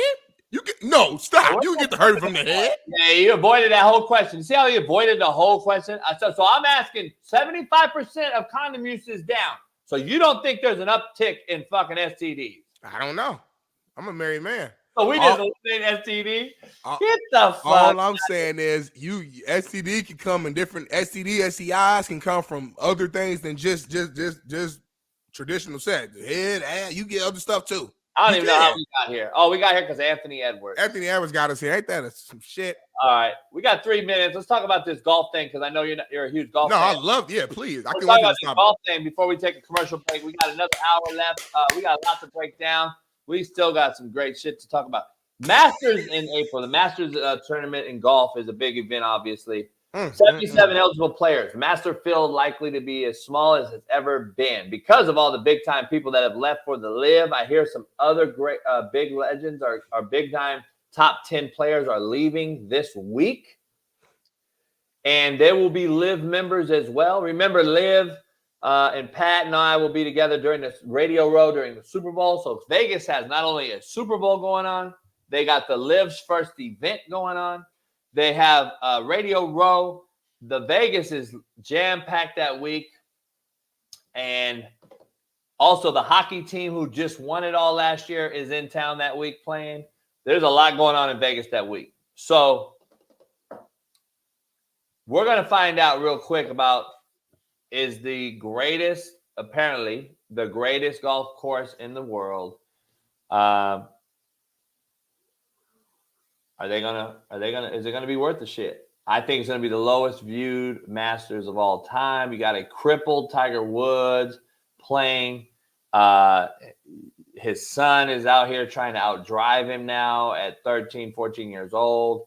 The PGA is in a bad spot. Now they've got Hovland and other players calling out their own tour, saying that leadership is at an all-time low. Our leadership is horrific. That is why they're leaving over to the Saudis, who's got trillions of dollars. They got a limited amount of money. It really don't matter. So I don't know, dog. I think the Live Golf Tournament is taking over the landscape, and the Live is going to have the best players. I think right now the Live is taking over as having the better player, top to bottom, with the addition of Rahm. If they get Hovland, then they basically got top. I think they would have like 5 of the top 10 players over there. So it's really close right now between the PGA and the Live as far as the balance, who's got the power.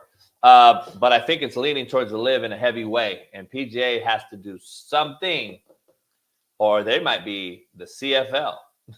Nah, man, I do feel you on that, man. But at the end of the day, the Masters is still the Masters. It's like the Indy 500. It's like the Super Bowl. It's just like the Masters, just the name of it, the history of it, all the legends that have won it.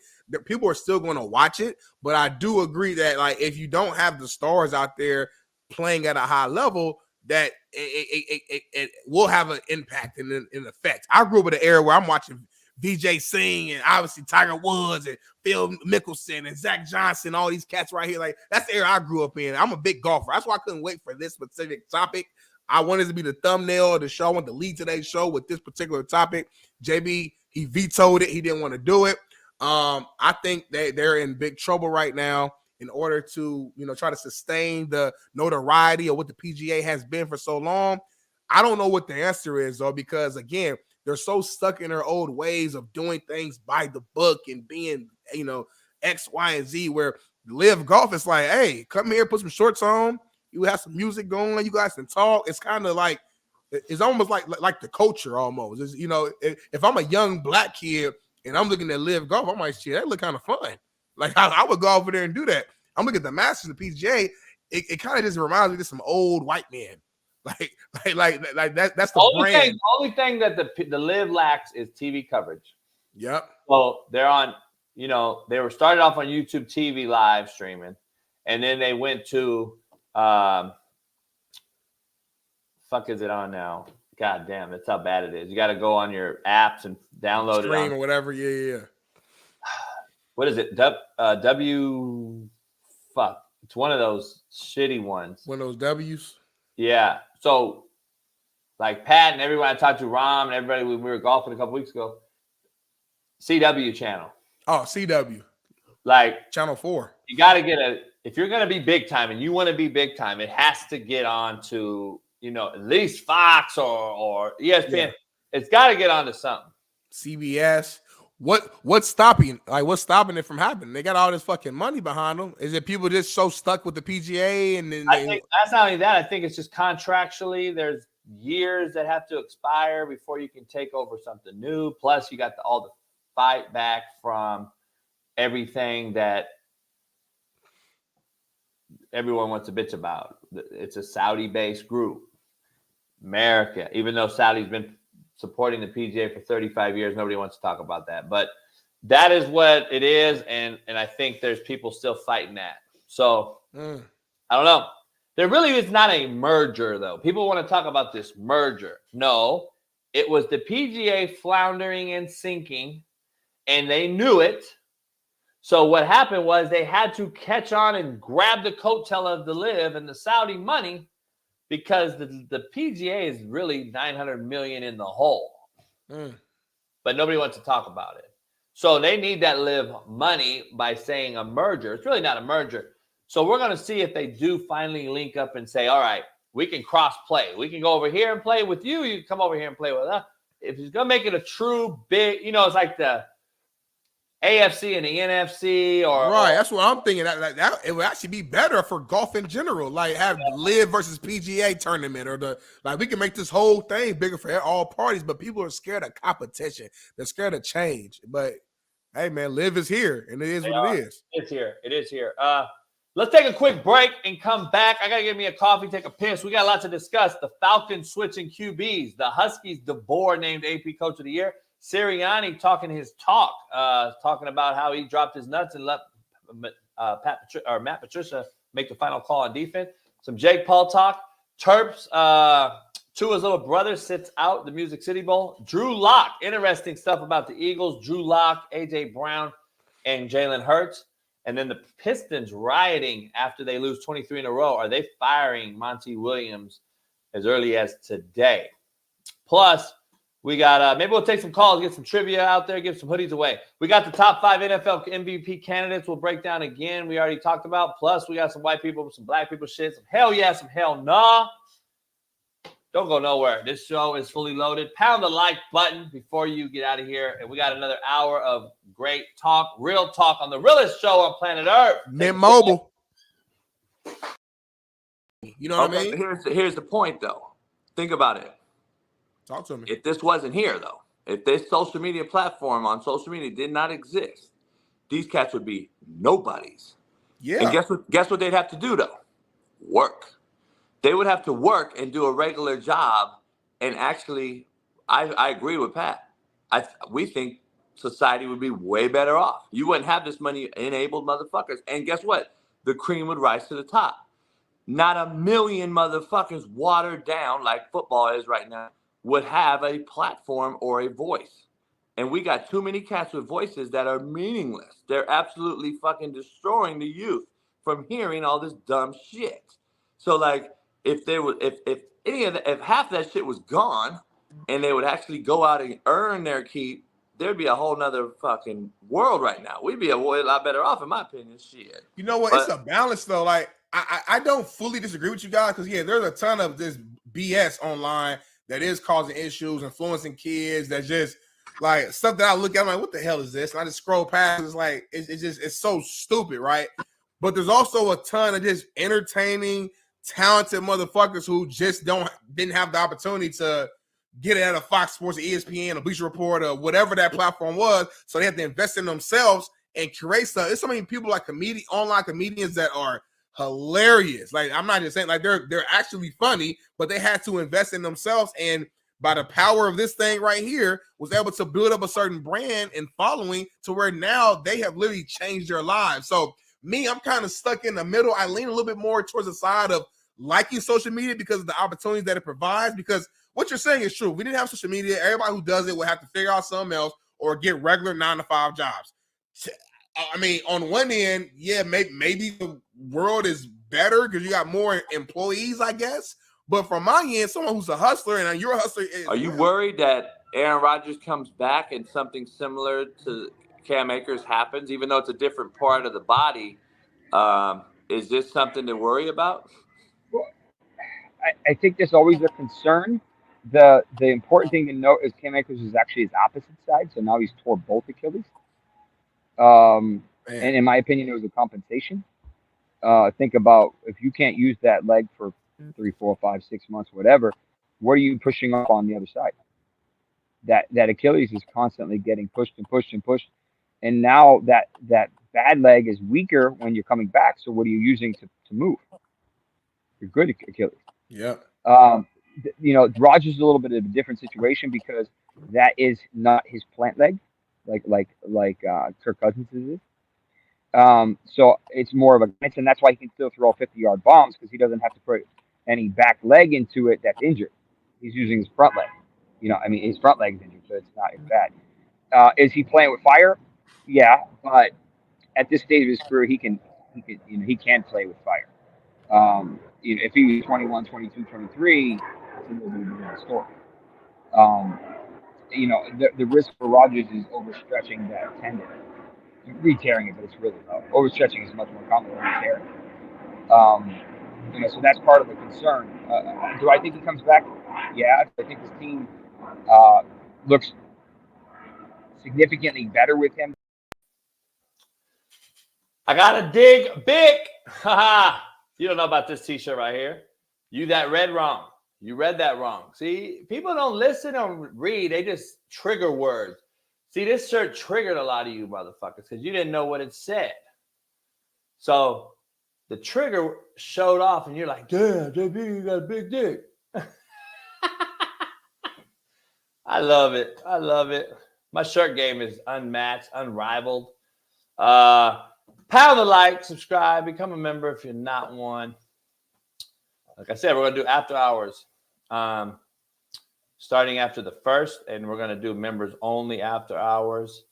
And we're going to do some real giveaways and some different things, some trivias, get back to what we used to do a little bit. That's what we're going to do. So we'll see. We'll get to it. Of course, I'm the first one back. We got a lot to break down. This shirt right here, by the way, the best candy ever. Christmas candy right here. Best candy ever right here. Hell yeah, Josh. Remember we started? We had like 30 people in here. 20, 15. I remember 13 people, 10, 11. We still ain't where we want to be, but we're going to get there. I mean, and that's really what all that matters, man. Like, it's about the road travel. It's about taking steps in the right direction. You talking the show live? Huh? You back on this show or are you talking somewhere else? I'm on this show. Oh. Yeah, I'm saying like it's all about, taking the steps forward to get where you're trying to get to, man. We're not where we want to be at, and who knows where we want to be at. We might get to a certain level and now we want more and we want more. One of my biggest, not fears, but it's questions with myself is Big Smitty. Like, what do you really want out of life? Like, and how do you know, and when will you know that you've reached a point of comfort? Will I ever be comfortable, JB, or will I always want more? I don't know. You know what I'm saying? So, shout out to Josh. Oh yeah, Hector. I forgot all about that dude. Hey man, and shout out to y'all. Y'all, hey, that race draft been going crazy on social media last 24 hours. So shout out to y'all. Yeah, I put on TikTok, on Instagram. I gotta cut it. I gotta get a cut up, and maybe Bailey can help me out. I need a clip of my defense or something, just so I can have that too, because I want to put it on my page. I call racist, all kinds of shit, because we didn't show the black side. Right, that's what I'm saying. We just showed y'all side. Thanks a lot, Bailey. Yeah, but you said Bailey was white, so it makes sense. You say he's on team white. I need to hire. Good job, Bailey. I need to hire another Bailey. Right, same energy, same grit, same grind, but he got to be like a full brother. So there's no question he on my side, and then you'll have Bailey. Right now, Bailey gotta be half and half. Bailey gotta help me out. He gotta help you out, JB. He can't just be one sided. Hey, Smitty, we had a dude in here who for years, for like a couple years, I met him in public because he hit me up on social media. Then when I launched my whiskey in San Diego, he came to the launch party. He sold this Fugazi ass attempt that he was a former in jail gangster, all this shit. Yeah. This motherfucker was like out of nowhere one day. He just started talking shit and blocked me and I guess told the chat and told other people, that I just went left and started talking crazy or something. Because he said that his wife's sister or daughter or something was a dude. Whoa. I mean, yeah. So some shit happened, and I talked about like the what's her name swimming against the guy or the girls and beating them, and I was on that tip 2 years ago, whatever. And then so after all this shit, he'd buy whiskey every day, fucking cigars. He was at all the events I did. He was on the show. He'd come on live. He'd be one of the guys that would call in, like, Right. He was an original guy of the show. And then out of nowhere, dog, that motherfucker. I was like, this motherfucker is crazy. Some people are wild, bro. God. So he was really crazy, though, for real. I don't know what kind of crazy he was, but. So you were scared of him a little bit. What? I said, so you were scared of him a little bit. Oh, JB, be real. Have you ever been scared of anybody in your life? Don't lie. Keep it real. No. Never at a point in your life. Not even scared. Like, have you ever been like, let's say you was 14, 13, and you got into it with an 18-year-old at school or at the park or something. You ain't never had like a little bit of nerves in your chest. I was never scared of that. I was scared of one human in my life, and that was my daddy. That's facts. Because I seen my dad, and I knew what my dad could do, and seen what he did to others. And I knew he was like me, real mild-mannered, temper was cool until you kind of like got us to snap. And then once he snapped. Now, I've run across folks where I knew it was going to be a problem. If it was a problem, that it is what it is. And maybe I don't fare well. Maybe I do, but it's going to be a full-out. Like, not like you're not scared. You just like, you understand it's going to be a battle. It might be different. I gotta be prepared. Yeah, it might be different. Yeah. I don't know. That's just my thing. But before we move on to the Falcons switching up on some cues, I want to get into let's do a little bit of white people, black people shit since we got a little time. Yeah, let's do that. I like doing that after commercial break. Kind of get the energy back going. Let the fans come back from their piss breaks, and we kind of get the energy going. So let's do it that way. I got to dig big is what his shirt say, y'all. Stop being nasty. I got to dig big. Come on now. So I don't know. I just feel it. I feel the energy in the chat. I feel like they ain't reading it right. They ain't, they only see trigger words. I should walk around with this motherfucker today, like all over town. I should get in the car. I should get in the whip. Yep. Well, it's raining though. Yeah, I just looked outside because I just moved my car or whatever. It's pouring. Yeah, it's pouring out here in LA, which is crazy for LA, obviously. Y'all can't drive in LA when it rains too. Y'all motherfuckers are the worst drivers in the rain. 3-4 inches or something. Yeah, I like the rain sometimes. We need the rain, I guess. But Christmas Eve, I'm having a party. I'm smoking a turkey. Smoking a ham, real ham too, whole half pig. Ooh. So I got a new thing I'm gonna do. I'm gonna go up on my hill. Mm-hmm. especially when I build my pool and I do all this different shit. But I'm going to go on the hill and I'm going to dig out a 6-foot hole. I'm going to concrete the lip of it. I'm going to reinforce it. I'm going to concrete the lip around it like a fire pit top. Put some grate over it. I'm going to throw full pigs on in there. And we're gonna luau style some pigs and shit. Like you gonna spin that motherfucker like this? You can spin it, or I'm gonna drop it in the hole. Actually. Oh, I see what you're saying. Got you. And bring it out. It's the top that goes on top of that bitch, and it almost is like Hawaii, the loot. Yeah. Smoked meat in the ground is real good fire. It tenderizes the fuck out of it. So. I make some fire ass tender shit, but I haven't done the in-ground cooking yet. And if you don't know this, and this is what do they say? I was this days old when I found out or whatever. Yeah. So Costco business, we say business, right? Costco business select.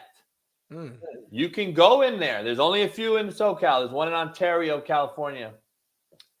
This is what I did for Thanksgiving, by the way. The ham that you take, you didn't come. I forgot you flaked. The ham that I cooked on Thanksgiving was a raw ham.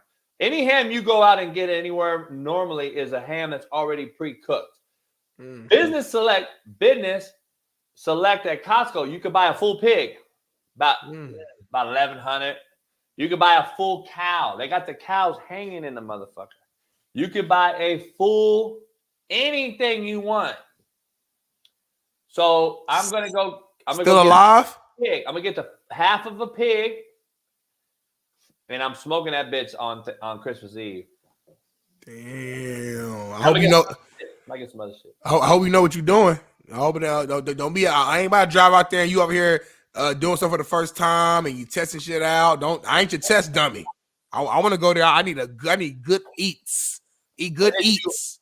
When have you tasted my food that it's been like, it's nasty? You ain't trying nothing new with me yet though. So I don't know. I don't. If I do something new, I'm doing it because I know I can do it. I want them barbecue baked beans though. I ain't gonna lie to you. With the meat in there. Can't have them. Fuck. Yeah, I always do those. But I also do a lot of other shit. I'm doing some other shit. You haven't had my sweet potatoes. You got to ask people. Steve Kim will tell you best he's ever had. All brothers that were here all tell you best they ever had it. For brothers to tell you the best sweet potatoes they ever had. That's the big best thing. mashed potatoes ever had. Okay, please make them again because I didn't get. I wasn't there on Thanksgiving. So listen, I need mashed potatoes, please. And I need the barbecue baked beans. Anything else you fix, can be whatever. But please, those two items. I am begging you. Motherfucker said I need. I'm a millennial. Yeah. We fight. This is the young generation. He don't even show up, but he need. Well, when I show up, we got to show out. And I need an AE to make some cookies or some dessert because I know you don't make dessert. So have one of your AEs. You said it's going to be 5 AEs there. Pick one of them, make some cookies, a cake, some. We're going to be good to go. We're going to do that. We're going to have that. But I got a lot going on. Because, I'm going to do some, some beans, some bacon. I'm going to do mac and cheese. Ooh, I'm going to got some homies going to bring some shit. They're going to bring desserts. So I don't bake a lot of sweet. I don't do the baking stuff. I made those brownies the other day. They were the worst brownies I ever had. I don't do bacon. I make some. You need me to bring some paper plates and some pops and some napkins? You going to bring pots? Pops. P-O-P-S. There, who showed us that logo of what we call it? Soda. Oh yeah. Who did that? Was that in the group chat or was that on the show? Can you find out what we call soda pop geographically in this country? We call it pop, Coke. I saw Florida that called it Coke more than Cali, and I was like, that ain't true. That ain't real. I'm trying to find it. It was in our group chat, right? I think so, yeah. It'd be so much shit going on. I never know if it's group chat, if it's the show, if it's fucking phone call. Yeah. Black people shit, though. Black people shit always talking about they'll offer brings paper plate. Yeah. Like, they'll bring some paper plates, motherfucker. They'll bring a goddamn salt shaker. Some napkins. So they'll bring some napkins and shit. And a couple 2 liters. Yeah, they bring some 2 liters. That shit probably already opened that motherfucker to fizz. Flat. I just found it. Let me see. All right, we got some white people shit. Brought to you by betonline.ag. Use the promo code BELIEVE, BLEAV. Get you 50% off plus welcome bonus. Right behind me, BetOnline. Show this leap of faith ass, having ass white people shit right here, man.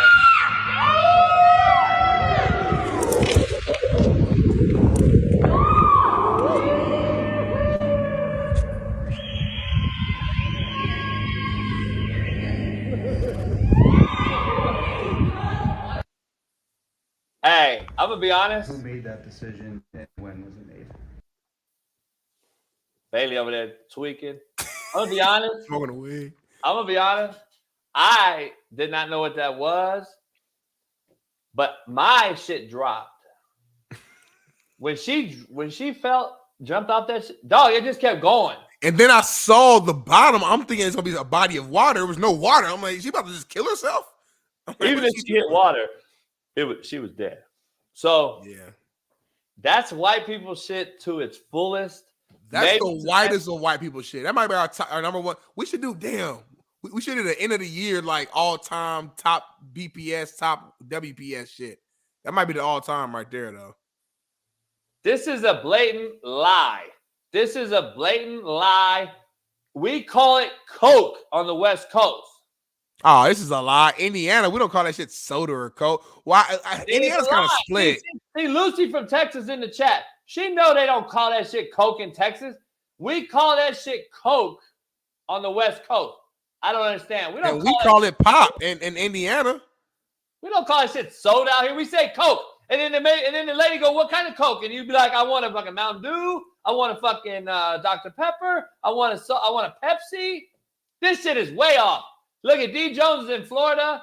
Look at that shit. We never call it soda, homie. Pop is up in the Northwest. That's that Indiana shit. Now this is way more accurate right here. This is way more accurate for us. We've been calling it pop forever.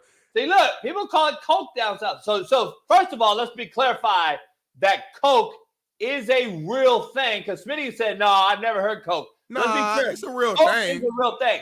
And it's not just the real but Coke. It's real minute. It means Coke. Coke is like, no. But look how small of the market actually calls it Coke, though. Look how small the market actually says that shit. Like, come on, bro. That shit's crazy.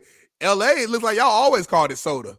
Nah, we never have, though. That's the crazy part. That's why I noticed this lies. I don't know. Maybe, I don't know. Maybe you ain't telling us the right shit, JB. I don't know. I think Bailey's fucking lying to me.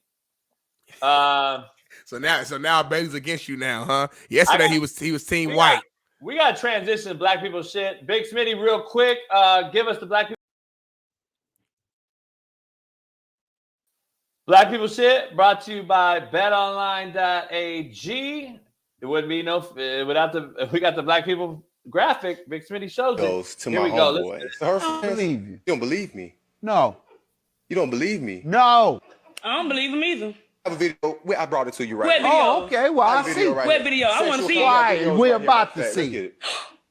Yeah. Now it's definitely. Kimari!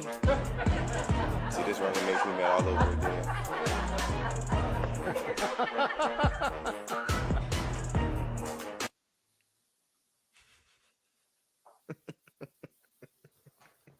I don't even know what to say, man. I guess Judge Matters, this guy is going all off the rails now. Like it's completely reality TV now. Like 100% that. Back in the day, at least they would kind of fake it. This shit's 100% reality TV now. They bringing in Instagram fake videos, dancing. That's some black people shit, man. We be on our ghetto shit sometimes. I can't lie to you. There's no more ghetto shit than this next BPS. Can we get a black people shit? Black people shit brought to you by Prize Picks. Head on over there. My phone, I talk to the money. Money on my chain, I mean the money hang with me. Already. Money on my hat, that mean money on my mind. Money on my gray bandana, that mean the money on my mind. Money on my Kool-Aid, that mean my money sweet. Oh yeah, G. What is on your shade for? Shades, that mean I see the money, yo. The money on your shoes. That mean I walk to the money. You know what I'm saying? Money on my watch. I mean time is money. Hey, I like that. I like that, brother, right there. Yeah, I like that. It's positive affirmation. You wake up in the morning, you put on that outfit, you got money everywhere. Money in your mind, money in your vision, money in your path. Money, time is money. So, I mean, you are what you repeatedly think and do. And when you always chasing the money and looking at the money, that's what can happen. Shout out to that brother, man. We got to get him on the show. If I ever see that motherfucker walk outside around my house, I promise you, I'm choking the fuck out of his dumb ass. I'm choking the absolute fuck out of him. And if it's real money, I'm taking it off it because he had at least about a couple. By the way, they were all half $1 bills cut off. Mm-hmm. They were cut $1 bills. His gear, his swag, his drip, y'all call it, I think, was horrific. Mm-hmm. He had some BKs on. He did. He you did. Know about BKs. If you're younger than probably 40, that motherfucker had some BKs on around there. They're British Knights, by the way, if you don't know. But that's why I like he's aspiring for more. Like there was a point in time, JB, where you didn't have all the name brand shit and you didn't have that big, beautiful 7-bedroom, 5.5 bath, swimming pool, basketball court, golf course, reindeer on the. It was a point in time when you didn't have all that, and we had to wear the British Knights. And I grew up. I had Starberries for days. $15 shoe. I had like every single color in Starberries. You know what I mean? That's part of it. You know what I mean? Go to a place. There was a place selling Starberries for $5, $7, $8 to $10. Remember he came out with the Marberries. Yep. To for the kids, for the inner city. They wasn't that bad. Like they wasn't that bad, bro. Huh? They weren't that bad, but as a kid though, JB, you know, kids are mean as fuck. So we all know that those shoes are cheap. So other kids whose parents got a little bit of money, they got the Jordans on, they gonna come, oh, you got the fucking Starberries on, you broke it. You know, kids just be on that. But when I look back, I had the white, orange, and blue. Them was down there clean. When I think back about it, I did want some right now. I want to know if I got mine. I want to know. But can we pull it? Well, no, I don't want to put too much on baby plate. But no, it's a white, blue, and orange pair that was damn near. Yeah, the Nick D Jones, the Knicks colorway was down there fire, wasn't it? They had some other ones too, though. Yeah, I had like 3 pair of them. Like it was nice. So you know. If you had Starberries on, you had Shaqs on, anything that's like cheap, they gonna you know. We got a video, Smitty, that I got to show because I think this guy deserves an Oscar. Okay. And I want to show this video because I think you like acting, you like doing it. It's a very long video. It's like 4 minutes. We're gonna show like 4 minutes of it. We gotta watch this because I don't know if you've seen it, but it's comical. I loved it. I thought it was funny as shit. It is BPS mixed with some WPS mixed with some MPS. I want you to see this video because I want to show it right now because we'll take 4 or 5 minutes to show it. I love it. Right before we get into the end of the show and some hell yeah, some other things. But I gotta get your take on this, dog. Hello, I'm trying to reach Marcus Finley. Yeah, this is Marcus Finley. Who this? My name Bryce. Marcus, listen, I've been trying to get at you for a couple weeks, man. I searching high and low trying to get your phone number. I want to talk to you about a couple things if it's possible. Now, you married to Tina Finley, right? Yeah, Tina, my wife. Yeah. Okay. See, I want to talk to you about Tina. But, man, look here. Don't be coming here calling me telling me about no shit. You've been fucking with my wife and shit. I mean, no, you know. I mean, no. I ain't trying to hear all that kind of shit like that. I mean, what's up? I mean, what you got? What's up with you and Tina? No, I ain't had nothing to do with your wife, you know. By the way, he just private. Just keep that though. I'm trying to hear all that old bullshit. Okay, no, it ain't nothing like that. But see, try to really make a long story short, man. We have a family member, my family, that's been missing for quite some time. You know, we done been all on the internet and everything trying to find this family member, and we've looked for years, man. And let me ask you something. How long you been married to Tina? Me and Tina been married 5 years. Okay. See, our family member actually has been missing for 6 years, and we've done the research. Why you sound like T-Rich? We're almost like just like 100% sure. Just like Let me ask you one more thing, though. I'm just trying to line all the ducks up. I love his tone. Does Tina have a scar above her left hip? Yeah, she got a scar above her left hip. So what that got to do with anything? Okay, my family member got a scar above their left hip too. Does Tina have a birthmark on her shoulder? Yeah.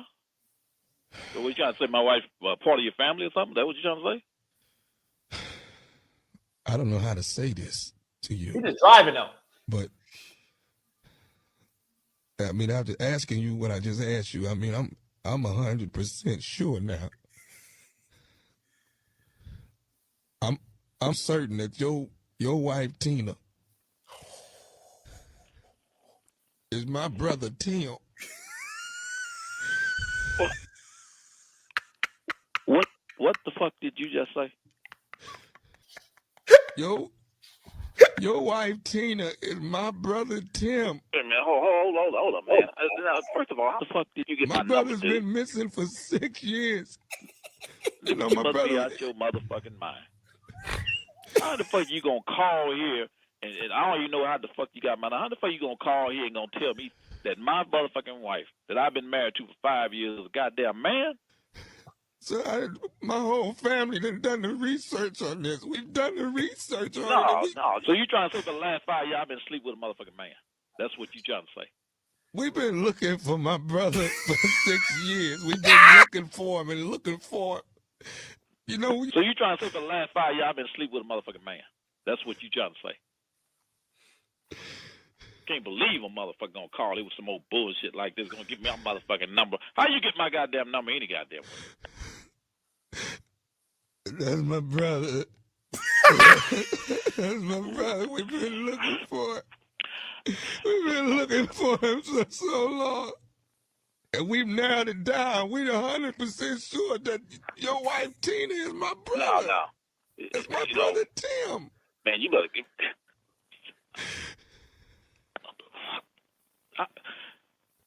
Motherfucker, you crazy.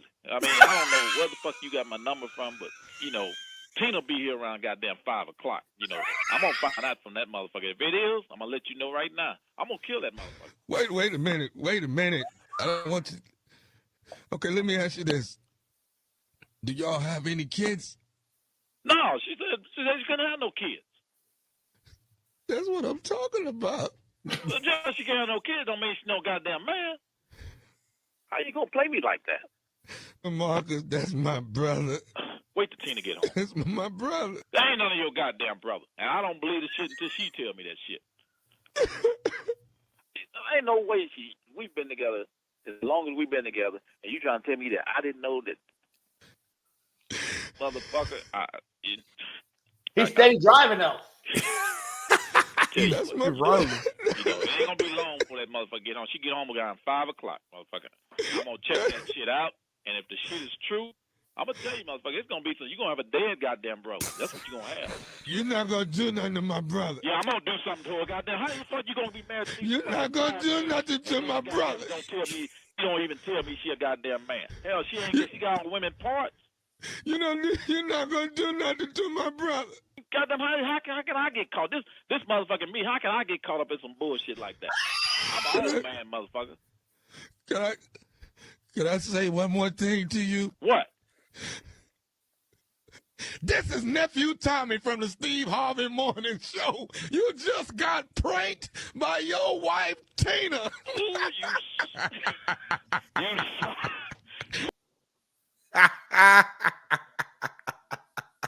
That was good. That right there, clap it up, man. That was good. So back in LA, Big Boy.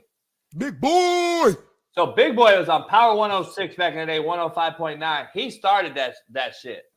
Yeah, Ricky Smiley used to do that too on his radio show. Yeah, way later though. Big Boy started that shit in the 90s. When he was really big. Yeah, before he had all that fake shit and all that. Yeah, that shit was funny as hell, man. I was like, God damn. Power 106 used to have the best one, though. Big Boy would call, like, back in the day where it was a house phone and shit. Mm-hmm. Hey, brother, motherfucker. Oh, homie, they were the best one because you would drive. That's what you had when the radio was popping. Yeah, exactly. I used to love those times, man. Big Boy made his name. Man, a lot of people in this chat and then TikTok, they don't know about home phones and cordless phones. Yeah. My little sister, she legit don't know what we talking about when I bring up a cordless phone or home phone. I was like, damn, like I'm the old guy now. You know what I'm saying? Like, damn, I used to be on the house phone. Your mama click in on the other. Mom, put the phone down, please. I'm talking to so and so. Like, it used to be crazy. I might give me a house phone just because. I got one more black people shit. I don't know if it's black people shit or white people shit, but give us the black people shit. Black People Shit brought to you by betonline.ag. Here's a little stand-up comedy right here that ended up going haywire. I got no hoe. Oh, yeah. Oh, your girl at home? Why you want to bring her to the show? She got to work later. Nigga, how later? It's going to be 9 p.m. What she do? Call her right now on FaceTime. He don't really he's not feeling it. Said what? He not feeling it, this guy. Yeah. This is my guy, Desi Banks, by the way. She might be getting dick. It's all shit. That nigga calling her back. I thought that was Kuzma. Ben Simmons. I thought it was Ben Simmons. Kuzma. One of them light-skinned motherfuckers. He texting her. What the fuck you answer the phone for? I just had a big moment at the fucking show and you didn't pick up. Bitch, what the fuck you doing? Oh, she called it back. I was like, yo. Yo, come on. Yeah. Why she calling you regular like you just FaceTimed her? She gonna be like, what, babe? I was asleep. Let's see. Okay. Okay, where you at, girl? She like she at the store, twin. That don't look like work. How long we finna talk? Do she look like she at work, y'all? You gotta work tonight? No, I'm off.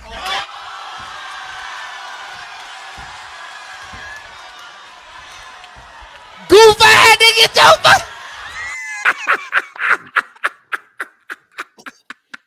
Goofy ass.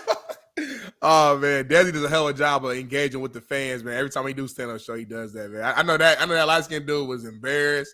Ain't nothing where you know. That's why I don't really sit in the front row of a comedy show because you're gonna get got, and you got to go along with it. You can't be the motherfucker who act all tough and like it's a comedy show, you know. So this last skit right here is fucked up because this kid is being sentenced to jail. Another young brother getting sentenced to jail. We don't want to see that shit. But they made a light of it because it's kind of true in a fucked up way. It's white people shit and black people shit because white people shit probably started it.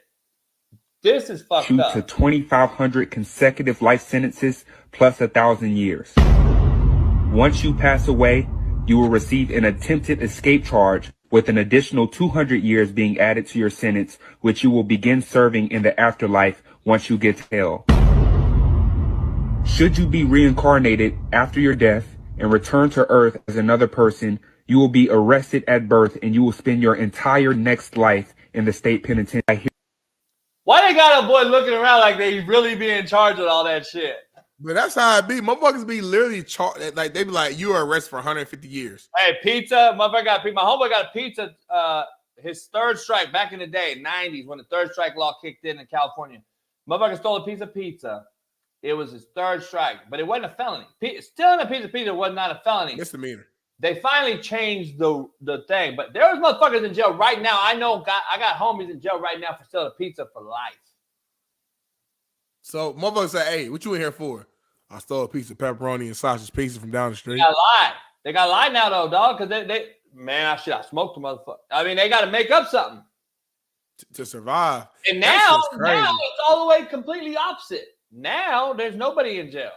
I mean, there's nobody going to jail. I mean, they are, but I know what you mean. Like they let people do whatever. Up, we're so fucked up all over the place, dog. Why do the court system? Why do they give you time that's not realistic though? Is it just to make you to hurt you mentally? Anytime it's life, they just say 500 years. That's stupid shit. I know, but it's stupid to I feel like they're just saying that just to fuck with your head, just to motherfucker. The one that kills me is you'll be eligible for parole in the year 30-69. Like, motherfucker, if I'm on parole, I'm hunting your motherfucking ass down. Yeah, right. Yeah, man. Life in prison is crazy. Like, you gotta really do some fucked up shit to me to get life. And maybe I'm just like my heart's too big, but like life. If I had to spend 3 months in jail right now, I'll probably lose my mind. Just because I value my freedom that much. And being in a fucking box where I can't go nowhere and that shit will fuck me up. Like, thinking about it makes me anxious. I get anxiety thinking about it. So like, I could imagine like you got like this is your life. Like that's I don't know, man. Yeah, it's fucked up. D. Jones said 3 months, 3 days. I feel you. Shit, I can't even. Yeah, I did my time. I did my share, man. It ain't. I don't brag about it. Get into football real quick before we end the show. We got 20 minutes. Pound that like button, subscribe, become a member. The Falcons switching QBs like hoes switch pimps. Heineke's back as a starter after Arthur Smith says they would ride with Ritter earlier in the year. Where you at with this musical chair quarterback? If you got two, you don't have one. Bingo. Heineke, mommy, uh-oh. Heineke by far is better. I think Heineke is by far more veteran, more seasoned, skilled. I think he has a bigger upside. I think Ritter was never that guy. This Arthur Smith thing, who I'm on record, receipts. Yep. I love what he did over the last 2 years. I came on record and say I think the Falcons will be better than most. I think they're going to win the South. Remember? I remember that. I'm glad you opened it up to him being honest and being real and showing that you're not always right every single time. I'm glad. Let him finish off the season. And that's what the plan was. He said basically, we can't hear it, that we're going to finish out the season with Heineke. Here's the thing. I'm gonna have to retract and renege like playing some spades. And you renege, Big Smitty, because I'm gonna have to go back and say, look, this cat, I knew the truth of it, and I knew the truth because I know people that know people that know people. I know how he got in the league, and I know this, and I know why, and I've said it years ago on my show. But then he proved to me that he actually is doing the job that was required of an NFL head coach. So I was like, I knew his daddy was who he was, and I knew his daddy got him jobs in the NFL with the owners, having stadiums named after his daddy and FedEx and blah, blah, blah. I think you didn't even know who his daddy was until this show. But I didn't know. I'm trying to figure out. This is why I tell you all the time, I am a true believer in experience, hands-on base. The Charlie Weisses that didn't play, the Mike Leaches who didn't play. Although I respect it, although they did a hell of a job, and I love Mike Leach, but never got over the hump. Same with this cat, and now it's showing. You can fake it for a certain amount of time, Big Smitty. You could Google the handouts in class as a teacher that don't know what he's doing. But once a couple years hits, now you're starting to be having to like, okay, I'm running out of content here. What do I do? I think he's showing who he is. He's a FedEx worker coaching in the NFL. And he's ruined Bijan Robinson's rookie campaign. This is kind of why the running back fucking room is getting shitted on in the NFL as far as pay and as far as, importance level. I don't know where we're at with this. I'm kind of over the whole look at me and my fucking porn star mustache. Look at my weird ass fucking comments. Look at me saying some funny shit. Homie, what are we doing? You're fucking off a rookie who's got a hell of an upside. You're fucking off a team that should be more talented than anyone in that division, and you're losing. You're in the mix. You should have been in the lead by now. Now you're trying to catch up and get into the playoffs in a shittiest division in football. So I don't know where you're at with this, but this is the pure definition, Smitty, of throwing shit at the wall and seeing if it sticks because you don't know what you're doing. Because you are a FedEx nepotism receiver of a job that you should have never had.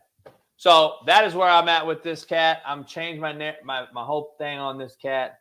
I'm not a believer anymore at all. I'm tired of seeing him talk. I really am. I've lost all fucking faith, respect. I should have stuck with my guns and believed in what I always stand by, and that is a guy who just don't belong gets a job over a guy that I know, which means 1,000 guys deserving. They're not. These guys get jobs over guys I know that are way better, and they're just going to continue to get jobs, and it's fucked up. This guy's shitty. Now I'm just like, now I'm pissed off. Now I'm starting to be pissed off. Now I'm going to do a rant on this motherfucker. Now it's like the more you're thinking about it, the more you like, you know what? You know what? Man, fuck you. You're fucking shittier than fucking shitty. God damn. Man, and listen, the only thing I'm going to say is, you know who the Falcons played this Sunday, right? Yeah. My Indianapolis Colts. So, who they played this Sunday? I didn't know that. I didn't know that, but all I wanted to go back to the game that had 3,000 fans at it. You didn't even fucking run the Bijan Robinson the whole second half. Them motherfucker didn't play the game. Right, and I hope they stick to that this Sunday against my Colts, because we need to win out to make sure we stay in these playoffs we control our own destiny. And I'm glad that they flip-flopping quarterbacks right now, and there's chaos in the ATL, because that's going to be an easier route for my Indianapolis Colts to, at bare minimum, win or make it the wild card, or at maximum win the AFC South. So I love it right now, man. So keep on doing your thing, Atlanta. Keep on keeping Bijan on the sideline. Keep switching your quarterbacks from Heineke, mommy, EI to Ritter, and let my Colts go out there and get a W, man. That's all I'm gonna say. I'm gonna keep my goggles on. You know what? I'm starting to like that picture. The more and more I see it, I'm starting to love it more. I don't like this one. Can I get some real fucking glasses though, baby? Your glasses are shitty. Like, what are those glasses? Are those goggles for snorkeling? Yeah. White people shit, you know what I mean? Swag a little different. Don't really wear real glasses, you know. I don't wear glasses, though. I don't really fuck with glasses. But moving on, let's get into some Washington Huskies. Coach DeBoer named AP Coach of the Year. Why did we show that this guy has a small dick?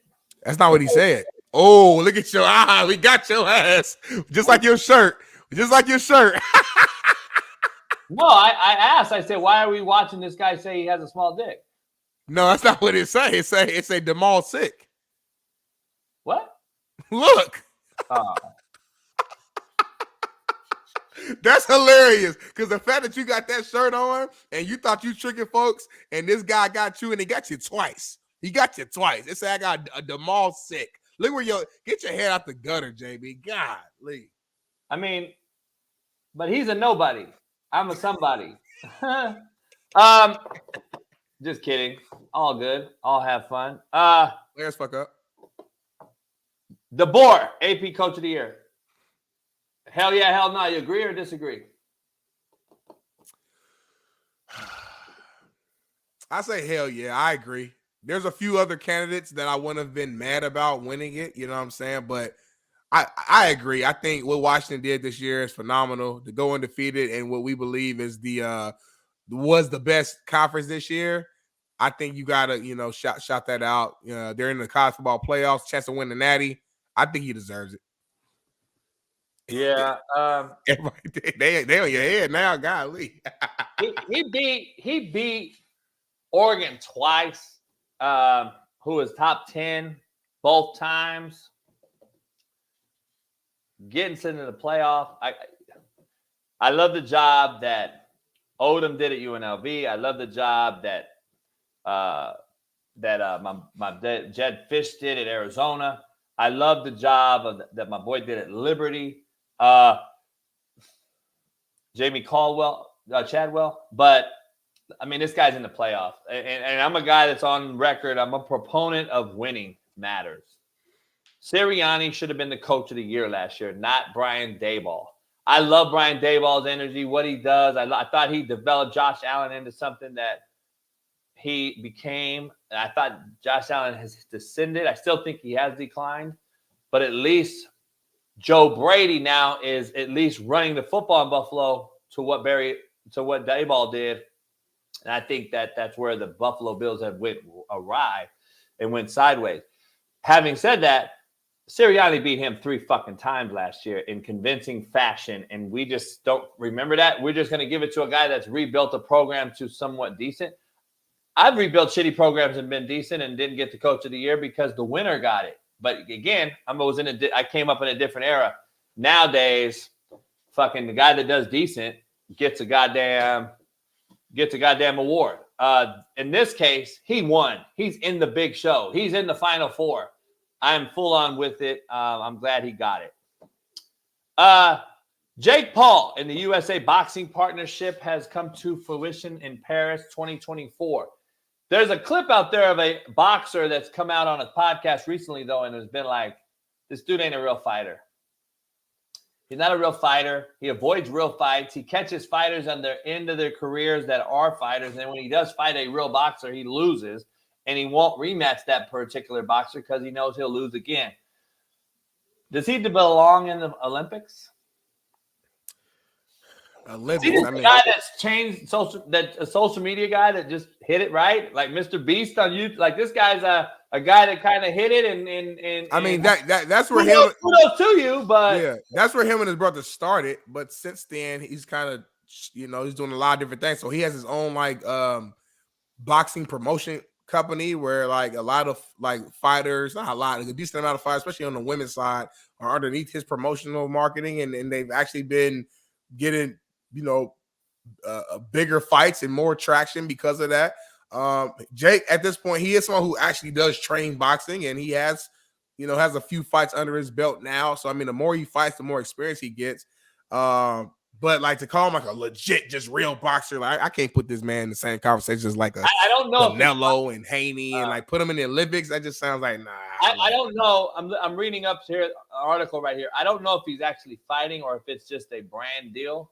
Oh, it's probably a brand deal, I'm sure. So I don't know if he's actually fighting or not in the actual events. But I don't think he qualifies, does he? Like, isn't he like too old? I don't know how that works. Yeah, I don't know how it works either. But Olympics, usually these are kids who've been boxing since they was like 10 years old, all the way up. Aren't they? Aren't they younger? Yeah, before they go pro. Exactly. So probably his marketing, I'm sure. College football transfer portal. Before I get into we got to end the show with a rant. So we got 8 minutes we're going to try to hard out this thing on time every day now, and then do a 15-minute after-hour show once we start on the 1st of January. Or after the New Year's, I mean. So next week, we will be on from Tuesday, Wednesday, and Thursday. We will be off Friday through Monday, which is New Year's. We'll be back again Tuesday. So just a little bit. We'll update you tomorrow. On that. And then but we'll be off Friday and Monday, both weeks, basically. Got you. So tomorrow will be our last day, right? This week. Yes, sir. All right. The Terps. We all deserve a little break. I don't really need a break. It's not like we have look, this is hard work. Like Tank said yesterday, it is hard and shit to do all this, but it ain't fucking steel mill. I'm not fucking changing engines and dropping fucking engines out of a goddamn truck in Detroit. But listen though.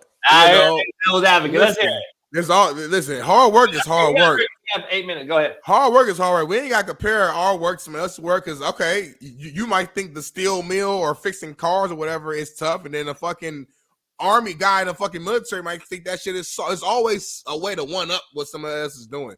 Hard is hard. We grind at the end of the day. We get up fucking 4 or 5 in the morning every fucking day and do a 3-hour show. Yesterday, we did a 3-hour show straight with 0 break, with high energy throughout. You gotta have big opinions. You gotta think exactly. I gotta dig big. Like you gotta have big opinions. You gotta think on the fly. You gotta react to new information. You gotta research, send in topics. That's every single day. It's work. So I'm not gonna belittle what we do. We out here grinding, and we ain't out here making rich money yet on this. So we doing this shit out of our passion and out of belief. So pat yourself on the back. Stop being so fucking humble all the time. You are him. I am him, and we grinded. After this, I got to go to fucking Fox. Before Fox, I'm planning a big-ass influencer all-star basketball game. on February 14th back in Indianapolis, Indiana that you don't even know about yet? I'm fucking hustling. Thank you. My grind and y'all grind must be different. No, this is like the life. This is like kickback. I get at home. Like I don't got to leave the house really if I don't want to. So I understand Smitty's issue. He got to leave, but Smitty like leaving. He young. He want to show his ass, his face. He want to go out to the farmer's market. You know, he like take wife, hold hand. I get all that. Me, hey. But hold on, I like leaving on my own accord. Like I like leaving because, like, you know what? I want to go to farmers market. When you got a 9 to 5, it don't matter how you feel. You have to go there. It's a different feeling. I think this shit is like a joke. I think it's cool as fuck. Like I'm like, damn, I can do. If I make money doing it, then fuck it, I'll do it. But if not, I'm gonna go back to doing something else. But I'm like, if this is all we actually did, this is it. Like ain't nothing else. This is like. And we made fucking whatever, $400. Shit. I'm going to go on every show in America and say this ain't no fucking hard work. I'm going to tell you that right now. When we make it big, I'm going to go on every show. I'm going to go on Rogan. This shit ain't hard, motherfucker. I'll show you hard. Anyway, all right, let's move on. We'll get into this another day. Maybe start the show off tomorrow with that shit. I want to transition real quick to the Eagles thing before I talk about this last rant we're going to end with before some hell yeah, hell no. We got 5 minutes to get it done. Drew Lock ended the game after beating the Eagles the other day and then was looking for Jalen Hurts in the normal quarterback dap up. And then this was said because Jalen Hurts was not to be found. Jackson, Smith, and Jigba for the winning margin. Oh, we go back and look at that. You read his lips, Big Smitty? Nah, what'd he say? You know what he said. Oh, I guess he's sick. I didn't hear that when I watched it live. Hey, that's why I ain't gonna lie. I always fuck with Drew Lock. I know he's up and down, but I like his personality. Even his rookie year, that famous video, him on the sideline, listen to that Jeezy. Like, he always had a little swag to him. Like, Drew Lock could come to the barbecue and hang with the brothers and play tonk and play spades. And, you know, like, he that type of white dude. He remind me of JB a little bit. So we got a bigger issue in Philly, I think. And I think we're talking about the wrong team in Pennsylvania. Ooh. I think Mike Tomlin's getting a little more heat than he deserves. He actually has a ring fitted. Sirianni. Who made that decision and when was it made? Yeah, I made the decision. I did what I thought I needed to do in the best interest of the football team. I didn't feel like, made some adjustments there. I didn't feel like we were playing well enough and coaching well enough. So he's taking it as the head coach should.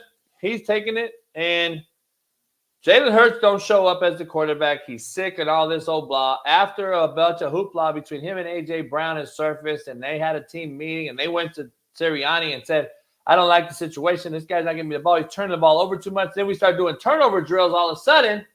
I think the ego got to him that we saw a viral clip of him getting down, being pulled by a rope, trying to get the ball out. He was embarrassed. Then he's shaking his head. And then he's sick. And then he flies PJ. And then Hurts comes out. Do we have the clip, Bailey, of Hurts talking about the team is not being dedicated? Yeah. So now Hurts is saying the team's not invested yet. I'm trying to figure this out. And I don't know if there's two things that could be true that you wouldn't say on this one. Two things can't be true on this, in my opinion. You fly private, you're sick. So you don't want to get the team sick. You fly private, but then play and touch your center's nutsack every day, every play? I'm not adding up. Math ain't mathing. And then we're selfish as a team, but you flew a PJ separate? Ain't mathing. Because first of all, if you can't get on the plane with your players and you're a team, then you shouldn't be able to play, in my opinion. How are you that sick and then you fucking go on over and play and then you talk about we're selfish? Latrell Flowers, Eagles fan in here, don't like that. My best friend, Daybone, is an Eagles fan to death. He probably don't like this, but it's true. You might be on to something. He's never been a real fan of Jalen Hurts. But I'm going to be honest, like, something ain't mathing, homie. I think there's a lot bigger issues out there. We might have to open the show with that tomorrow, man. That's a hell of a cliffhanger because, hey, that's a good-ass point that you just made. That might be a good first topic tomorrow. I ain't going to hold you. All right, we'll start with that tomorrow. Let's get to Chef JB. Woo! I like that picture. Christmas Eve, though. That's happening Christmas Eve right there. Coach Chef JB. I can't wait to see Show that. that video, Bailey. Go ahead. Show that video if you got it of Jalen Hurts. Jalen Hurts talking to the crowd and addressing, I think we're selfish. Now, I'm curious on how you're selfish. Latrell, how's the leader? Come on, Latrell, homie. You know better. You're the quarterback. You're not the goddamn fucking tight end or the fullback. You're the quarterback. How is the team selfish? Comes off as a bad look to me as a quarterback saying that, dog. I'm just going to be real with you. I think you got problems in Philly, Latrell. And it starts with the leader. I've been talking about execution all year. Been on the same page. Everyone been on the same page, and we didn't execute. I don't think we're committed enough.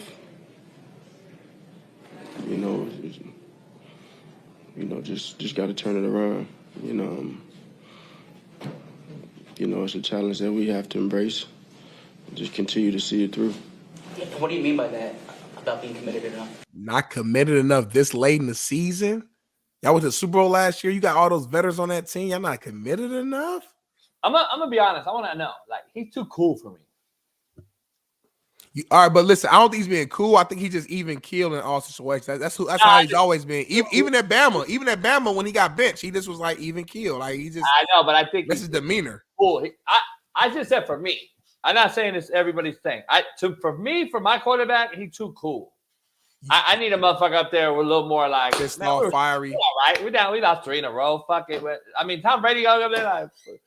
It sounds like R. Kelly up that motherfucker. Well, he's sick too. He is sick too. But I will say, I've heard him. I've heard him give the speeches to his team, and I heard a little bit of an air. But he's always monotone. That's kind of how he is, man. I feel he's a different breed, different guy. And again, winning cures all, and loses highlights all. So when you lose, everything matters. All right, real quick. You know what? Fuck. Do you have the video? Let's do it tomorrow, Bailey, because I don't want to rush it, and people already left. You got the video of the kid, the transfer I was going to show? We'll lead off the show tomorrow with that. I'll get that. The transfer portal, then coming off the bench and throwing 5 touchdowns to lead her team to a 28-point comeback victory. That's exactly what Western Kentucky redshirt freshman quarterback Caden Belcamp did in the. All right, so Big Smitty, I'm going to lead off tomorrow with that, with a rant. This kid entered the portal, suited up, went to the game. They were down 28, and they asked him to go in the game, even though he was in the portal. He goes in the game, throws 5 touchdowns, wins the game. And he's in the portal. So what's he going to do now? That's my point, though. I've been telling you this point for a long time. Cats leave and enter the portal too fucking soon. They go in the portal, and then they go to a new team, and they're sitting behind another guy again when they could have been the man at the school they left. Or they leave, and you see a guy that was ahead of you get hurt, and he's out for the season, and you just transferred. And now you're like, fuck, I could have stayed. And people understand Rome wasn't built in a day. Sometimes you have to sit it out and stick it out. And that starts at the household, the fucking home front, the high school and youth level coach who allows it instead of coaches it. And I just think we have too much of that. We're going to start the show off with that tomorrow. Today, we're 4 minutes late. Let's get the hell yeah, hell nah real quick to end the show. Hell yeah, hell nah. Brought to you by betonline.ag. Head over there and use the promo code BELIEVE, BLEAV. Tots are better than fries. Hell yeah, hell no. Ooh, you bringing the heat today. I'm gonna say hell no. But I do fuck with tots heavy. But I can eat fries more on the regular. And there's so many different types of fries. You got waffle fries, you got steak cut fries, you got shoestring fries, you got crinkle cut fries. Tater tots are good. They nice and crunchy. Put them in the air fryer. But I don't want them all the time. I can eat fries literally every day. I love fries. All the fries in 2 seconds. I don't know if I can know all the fries. I thought you was like on a workout and fucking diet young. God, this motherfucker named all the fries. How do you name all the fries? He motherfucker named carne asada fries. Motherfucker, he named every California fry, fucking dill pickle fry, curly fry, loaded fry, fry, McDonald's fry. God damn! Hell yeah, hell no. After what has transpired, the Seahawks stick with Drew Lock over Geno Smith the remainder of the season. Hell yeah, hell no.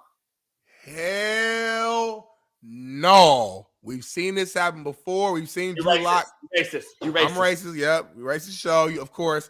We've seen Drew Lock have these moments, and then unfortunately he goes back to what he was. I'm not wishing that. I actually like Drew Lock. But I think for the duration of this season, Geno Smith, he's the leader. He's the vet. He's proven. They go back to Geno 100%. No questions asked. Not even an ounce of worry or concern if I'm Geno. Hell yeah, hell nah. The clear-cut MVP, NFL MVP is Brock Purdy. Hell yeah, hell nah. The clear-cut front runner for the MVP is Brock Purdy. The clear-cut front runner, or just clear-cut just hey, this is what it is. No, it's a clear-cut favorite right now. I say hell yeah. The favorite right now. The favorite, yes. He's the favorite right now. I think he's playing the best quarterback statistically on the best team in the NFL. Typically, that's who the MVP goes to. That's who I would say is the front runner. But he does not have it locked and loaded. It's not like these last 3 games matter, is what I'm trying to say. Hell yeah, hell nah. Last one. The winner of the NFL MVP will be the most mid winner in the history of the NFL MVP. I'm gonna say hell no, because I would have to do some research how to get Sean Waffle on, but I'm sure if we go back to the fucking late 70s, there were some horrible fucking MVPs. I know it was. Hold on, no. Were they horrible or were they the best in the league and a horrible league compared to now? There's a difference. See, right now, I don't know if this cat is he standing out in a bad league or is he standing in a bad season in a good league? Because look at the quarterbacks that he's competing against right now. Jalen Hurts is down. Looks bad.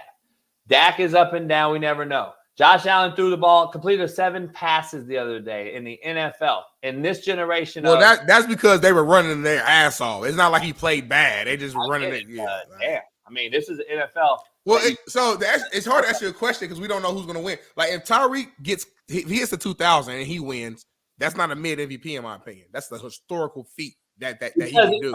But would he win it if Aaron Rodgers was playing and throwing for 550 touchdowns? See probably not. But like the year that Adrian Peterson won, did he win MVP? Or did he win Offensive Player? Did Adrian Peterson win MVP? Or did he win Offensive Player of the Year? The year that after his ACL torn and he came back. I'm trying to think. I don't think he won it actually. I think he was offensive. I don't know. Yeah. 2012. Adrian Peterson won the MVP in 2012. My point of bring that up is I'm pretty confident Peyton Manning, fucking Brady. I'm just knowing their history of them. I'm pretty sure they both had some good ass fucking seasons, or at least one of them did. But Adrian Peterson's individual statistics was so incredible that year that it trumped whatever they did. So I do think there are anomalies when a skilled player like a Tyreek Hill has such a historical year where it's like this is the anomaly. And that's why I'm saying if Tyreek does reach 2,000, which he has an uphill battle right now with 3 games remaining, if he does that, and they got the Cowboys too, JB, it's a perfect game. He go out here 150 yards, 2 touchdowns, they win the game. You know what I'm saying? Like that's a moment right there. And I don't think that he would be a mid winner if he was to win. I would change it up. I'd give a defensive guy the MVP this year. Say fuck it. We're so shitty on offense. We're gonna give a defensive guy the MVP. I don't know. Man, it's been a great show. Pound the like, subscribe, become a member. It is Work Boot Wednesday. Tomorrow is T-Rich Thursday. Trent Richardson joins us. Steve Kim, Big Matt. We'll be back on a fully loaded Thursday to talk all things today. All things tonight. All things tomorrow night, Thursday night's game. I'm working on getting Kirk Herbstreit on the show. We talked the other night. He's been on McAfee lately talking about I'll leave game day if you leave. Whitlock did a whole show on it with Steve. Interesting things are happening in the media world. Stephen A. calling out ESPN saying I might leave ESPN.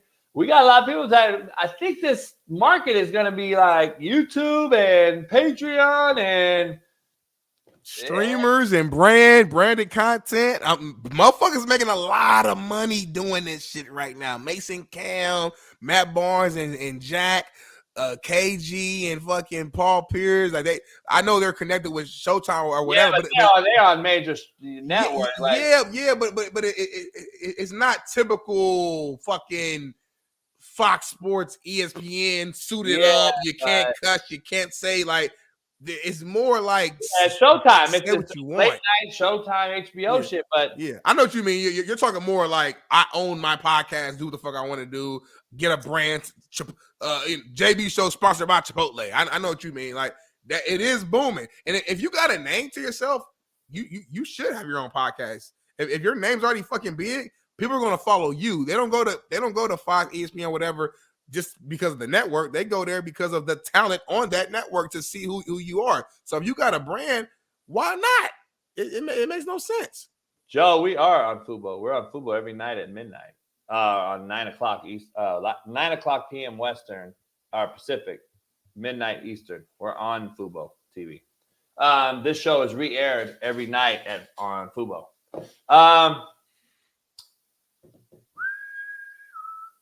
It is what it is. Work Boot Wednesday. Tomorrow we're back. T-Rich Thursday. Thirsty Thursday. We might have some thirst traps on this. I try to bring Michelle back on, our lawyer extraordinaire. We might have to bring her on and talk about some Michigan. Oh, by the way, I'm hearing something. Chargers? What I said it would be too. And I was wrong with Urban because Urban, I think, I know for a fact he was offered the gig. I think he turned it down because his wife said, I want you to stay in this booth. But Harbaugh to the Chargers makes complete sense. Unlike Tomlin to the Chargers, Harbaugh with Herbert, H&H makes perfect sense. And I think it's going to happen. I'll be right back on the bandwagon if he comes to the Chargers. I'm right back on next year. Harbaugh's out of there, out of Michigan. Sorry, Brian Case. Harbaugh's out of Michigan. I think he is going to the Chargers, and it's going to be the H&H connection. But who goes to Vegas? That is what's going to be the question. Who goes to Vegas? I'm curious on that one. And I'm hearing there could be a swap. EB to Vegas. AP stays on as DC. Really? Raiders defense, top 3 in the league under AP. Yeah, but how about EB? EB being a head coach? But I guess my question is, has Washington shown enough to where EB would get a head coach job that quick? The same Mahomes he's dealing with. I'm just asking you. I'm not dissing EB at all. I'm just saying. I don't. He ain't really shown enough that quick to get the job that quick. I don't think that's a sexy move right there. Not right now. Yeah, I don't think. We'll see though, man. I don't know. We'll see. But loaded show tomorrow, man. Thank y'all for tuning in, man. You know what I mean? Latrell, hey, we got a lot of show ideas, man. Who knows? We need 985 more people to join over to Mint Mobile. We got 15 so far. We We need 985 more to switch over. We'll get the studio. Once we get our studio, Latrell, we can make any show we want to produce because we'll have a green screen. We'll have everything we want to do right there in We'll that have space. live crowds in the crowd. We'll have crowds show up, like come in and show up, like. So, but we need y'all to switch over to Mint Mobile, man. $15.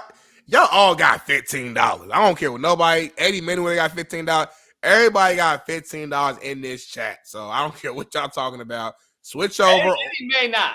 All right, Eddie may not. He might have $13, $14. But I'll loan them $2. Get you a burner. Switch over to Mint Mobile, man. We got the link in the chat. You know what I'm saying? It will help us get this studio so we can bring y'all on the show. I would love to bring Tyler Riddle on the show and fucking Joe Accord and Uncle Mooch on the show, live guests, like in person. Tyler who? Mooch. Tyler who? Riddle. More Milf Hunter. We'll be back tomorrow. We'll see you guys tomorrow. Peace. Missing, we switched it and filled the gap. Smitty and Jason Brown, we killed it, yeah, it's a wrap. We want the games we missing, we switched it and filled the gap. You are now tuned in to the Coach JB Show.